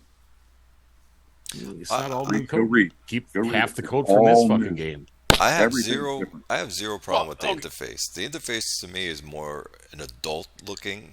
The thing. interface for me is I've gotten so used to it from playing for fucking 10 years now. It's like, but I've also got used to Ben shit. So I'm like always on the website looking at stuff instead of looking on the, because you guys were, well, again, I didn't know about Bob's whole thing. Hey, go to the trade screen after the draft and you can look at your players. I'm like, what? I didn't know that existed. And that was just 6 months ago you taught us that, when we started doing these draft shows, or maybe a year ago at this point. But yeah, I still find the in-game a little clunky. But again, once we have Ben, I don't know why Jim doesn't just hit up Ben and go, look, you got the bells and whistles for this. let's just get our shit together here. And I think if you worked with Ben, you could come up with the website version of this game where you could just log into your fucking account on the website, do your roster changes. All of this could be coded into a fucking website, Bob. All of it. Clay, Grim, you're speaking to the choir here. This is what happened. There was a game called Pro Football Simulator. The guy's name was Dean. He was the lead developer. He was the owner of it. He had a website. All the commissioners had space on his website for their leagues. Yep. You could upload files, download files, and each team had a password they could change. Yep. So when a guy quit a league, he could no longer get into his old team. Okay? Jim saw this and said, oh, God, I got to do something here. And threw his FTP together, half-assed. Okay? We can't change the passwords to teams. If I quit tomorrow and somebody takes over my team, Yeah, they get a new password. they don't get a new password. They get the same password. I simmed 3 leagues, dude. They're the same. They don't change. Ever. You can't lock somebody I out. don't know. So are you saying I could log into Tennessee right now in RZB Absolutely. with my same password? Yeah, Oh, I There- might have to it's- try that. it's hard Go fuck coded. his shit up. you can't It doesn't change it. change. Okay, so, I mean, you can't. Apparently, what Dean, I'm trying to think what his last name is. Dean Pigeon, I think is his last name. He's now the lead developer for Draft Day Sports Pro Football. And if you look at that game, it looks a lot like Pro Football Simulator used to. But I mean, you can't knee-jerk react. And this is what I think he's done. He did it then, and now he's doing it here without MP. He's dead in the water. I don't think he'll sell shit on Steam. Yeah, I don't understand the MP part that he doesn't do. Yeah, but Clay, now that that Bob just said that, I'm thinking, okay, so you got 300 loyal fans of multiplayer. Sell your game for $60 even, not 40, 60. The average price for a video game now is 60. 300 times 60 is what? 18,000? Like I just read, he's claiming you're it's going to take several months to create MP. Yeah, but I'm saying you're missing out on 18,000 if you don't create it now. If we're But more counting people will 300. spend that money before Christmas. Yeah, and I'm not going to do it. I don't want it. I want He this always game, releases a and I game. want it to be improved. He always releases a game in October or November, real early December. It's always right But it's before been Christmas. years now again, hasn't it? So Bob, what you just said, It's a money grab. yes, because what he can say is, guys, this game's coming out, it doesn't have multiplayer. However, in January of next year, I will have multiplayer integrated into the system. He's not saying that though, brother. No, I know, he's saying I know several he's months. not That's saying July. I'm saying if he really wanted to put it in, he could have done that for the customers. Yeah, he could have waited until after There's Christmas, there's kept a post- developing the MP part of it, and released it. There's a post somewhere on LB, you FOFC got where he anything to was say being about this? interviewed, and he actually came out and said if he had it to do all over again, he never would have done MP. Why? It's still there somewhere. This game would have been dead. Why He's claiming he the has more single-player customers. why the resistance? He said he's gotten more grief over MP than anything else. The single player people are much easier to deal with and not as bitchy and moany and complaining as we are. Who's okay? Some guy threatened to come to his house and murder him, I think. All Well, right. That just comes come with on. the territory. You That's can't- stupid. That's generalizing now. You're throwing a blanket over everybody. Now I- let's. I'm just telling you what I read, dude. But if you go on the forums, are you telling me everyone who complains are saying, "Hey, I can't do this in multiplayer league, but if I'm in single player league, I can do it"? You know, is that the topics or people talking? in multiplayer, we're pushing the envelopes more, right? Yep. And so when you 7,000-yard quarterbacks, things like that, which you can do in single player, but then you're like, what's the point? I'm not gonna call Jim or write Jim or go to his house. Hey, your game's too easy. I can throw for 7,000. Yeah. But multiplayer, maybe you send Solsmik an email and Solsismic, whatever it is, saying, hey, people are throwing for 7,000 yards in my multiplayer league and it's unrealistic and I don't like it and wide receivers are too important. I can see that, and I don't I mean, look, he's always been really prickly with criticism. So Yeah, Yep. yeah, yeah. maybe he's had this image ever since the very original of this is just a game, and you go home and you take your little CD and you put it in your CD drive and you play it, and that's he Yeah, it's doesn't like not the even that criticism of anymore. multiplayer But and doesn't like to change That's the not what way I he's signed up for. I envisioned want the to play game. 32 other Eric, live. I'm gonna now push back on what you just said. Wait a Okay. second. No, don't do it. Wait, let me say something first. So he even made an adjustment when T-Zac started throwing for 7,000 yards. He made that 8.2, right? And we Yep. got, what did we Nerfed the get? passing game. A little bit better pass defense, a little bit better pass rush. How many years since 8.2 did it take T-Zac to figure out how to throw for 7,000 yards again? Okay, but To now figure out the code. I'm gonna say this. 3 now. years? 3 seasons? 3 years. Real time. Go ahead. You're trying to simulate reality as best as possible. If an NFL team throws as much as T-Zac throws on here, would they throw for 7,000 yards in And reality? would they only have like 15 interceptions, or would it be a lot more picks? We don't know yet, but I'm saying, would they have 7,000 yards? Yes, they would. If they're throwing 800 times a season. Right. So it is simulating some sort of reality. It's not like he's throwing for 30,000 passing yards. Right, but what? Well, that's a way far huge number, Clay. 30,000. I know, but what I'm trying to Okay, say. so but what is the but it is record in the NFL but for it- passing yards? What's that? What's the record for the NFL in passing yards? I think, what was it? For a Six- season. six- For a 6,000? season. 5,000? 6,000? 5,500 to 6,000? 5,000 something. There it Yeah. is. 5,000 500. something plus what's the record for touchdowns? 50. Yeah, somewhere in the 50s. 51? 51? Yeah. Yeah. Okay. So again, the game needs to be fixed because it only took T-Zac fucking 3 years from the last update to break the game again to get it. And Ben, well, Ben's not even Clay. You're not even getting that shit. I mean, No, you're but a passing we're, team. we're not. How many? T-Zac's thrown for how many? Was it? Let's look at his 7,000 yards again this year. 900 attempts. Okay, that's what I wanted to say. How many Oh, attempts? so you were saying It's the attempts would have to been less, but 2 years. So here's So back where in we're at. If an NFL team threw for 923 passing attempts, This quarterback would be dead, injured. He couldn't throw anymore. is that something that you have to model into? Not there's game? no there's no endurance on our QBs in this game, which is stupid. Because think Okay, but you- none of this really matters because it's not up for debate. There's no game. I mean, I think doing a game like this is always going to be impossible in the sense that if you make it too random and if you nerf every extreme way of doing things, then what's the point of investing time and energy and thought into making a better team? But Well, make a because of better the- team by not exploiting though. well, that's There's loopholes that some of these guys got that we don't have.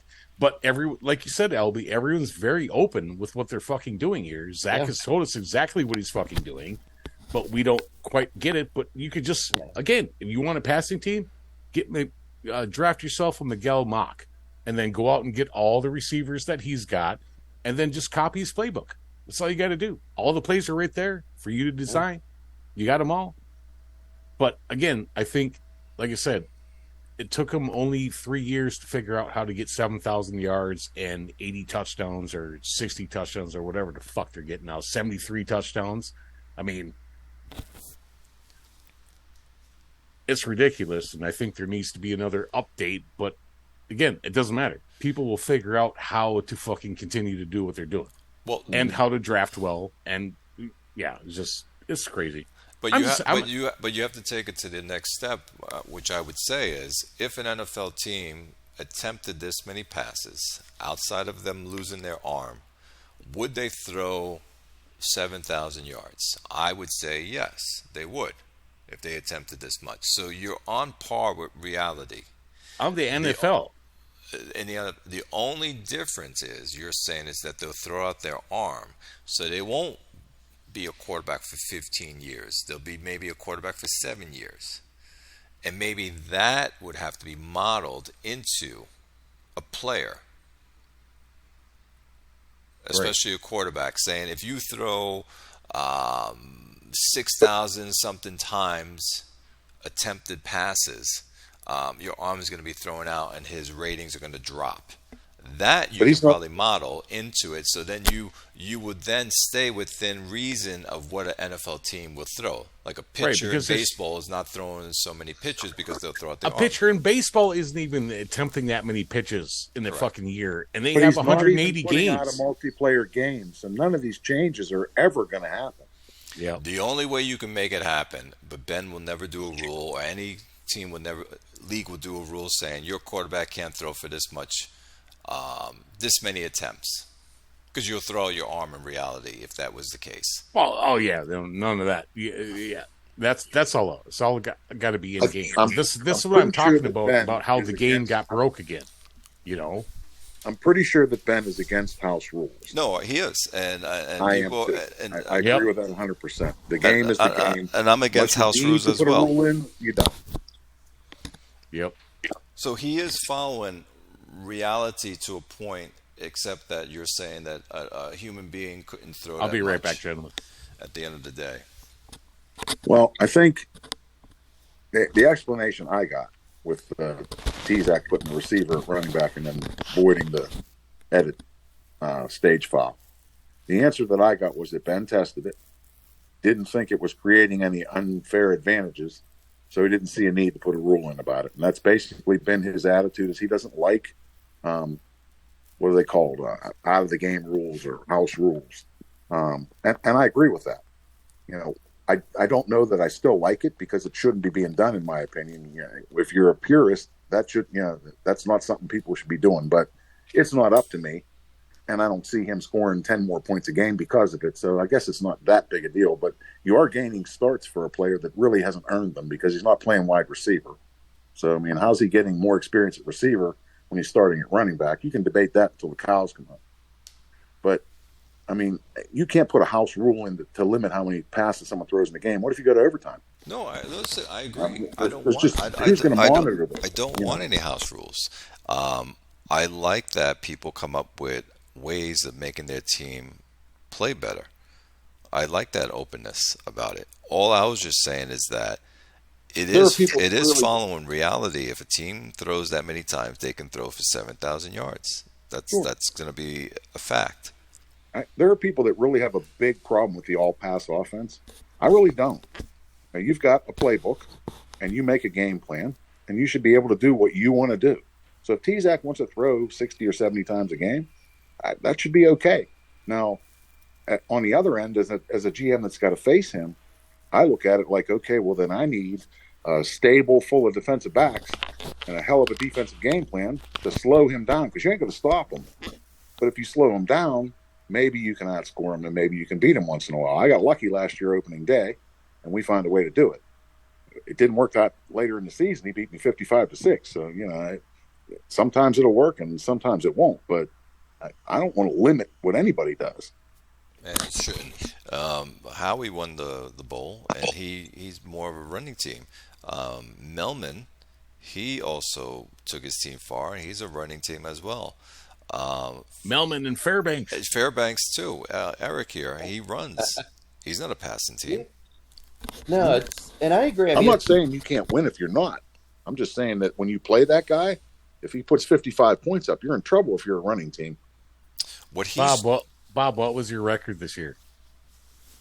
11-5. Fuck off. I was 10-6. Yeah. What was my record last year? Fuck you. Doesn't Yeah. matter. You've been on a team for fucking 4 seasons, dude. Yeah. You're gonna win. You just have to hope that T-Zac gets sick of playing again here, so you can dominate the division.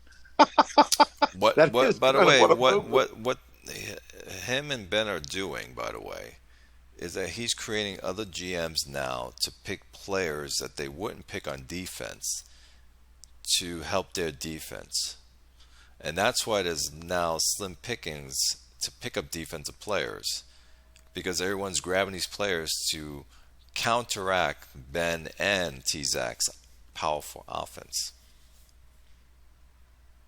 Yeah, well, I'm glad they're in your guy fucking the other conference because, well, but now I got to deal with fucking Eric over here trying to go 12-4 every fucking season, figuring out some shit. It's like, just fuck. I can't get a break. Yeah, but none of us can because this league is so fucking competitive now that it's getting ridiculous, and I love it. Just like Clay always says, I don't fucking care if I lose, man. I love to see everybody fucking doing well. And for me to even win the division the last 2 years in a row when I thought I was just going to be bottom of it, it's like, fuck. But this is great. This is just really cool. Yeah, Okay, Grim. Now, Props let to me you interject here guys for a second, Grim. for doing this, because this adds to the immersion, this adds to the fun. Well, it does. Eric, I'm so glad you fucking jumped on with us tonight, man. This has been. And I'm it like, is no way longer, I get to ask this guy about his fucking team. Sweet. Yeah, and it is no longer tonight. It is tomorrow morning. So I am out, Yep. guys. I will catch All right, y'all. well, this next is time, it. Yeah, hopefully. I have to go as well. We'll cut it here. But All right, cool. All right. Thanks, guys. it was Yeah, great thanks, having brother. everyone on. Come Albie, on again, thanks please. for coming on. Red on Zone, again. Grim. Will do. All right. All right, guys. And we'll see. We saw what these guys have panned out, but let's see what your other plays look like tomorrow after Training camp tomorrow. Training camp. Create yourself a couple more extra plays. Get your guys trained. Weight training. Get your guys moved if you want to move them. Let's go. All right, fellas.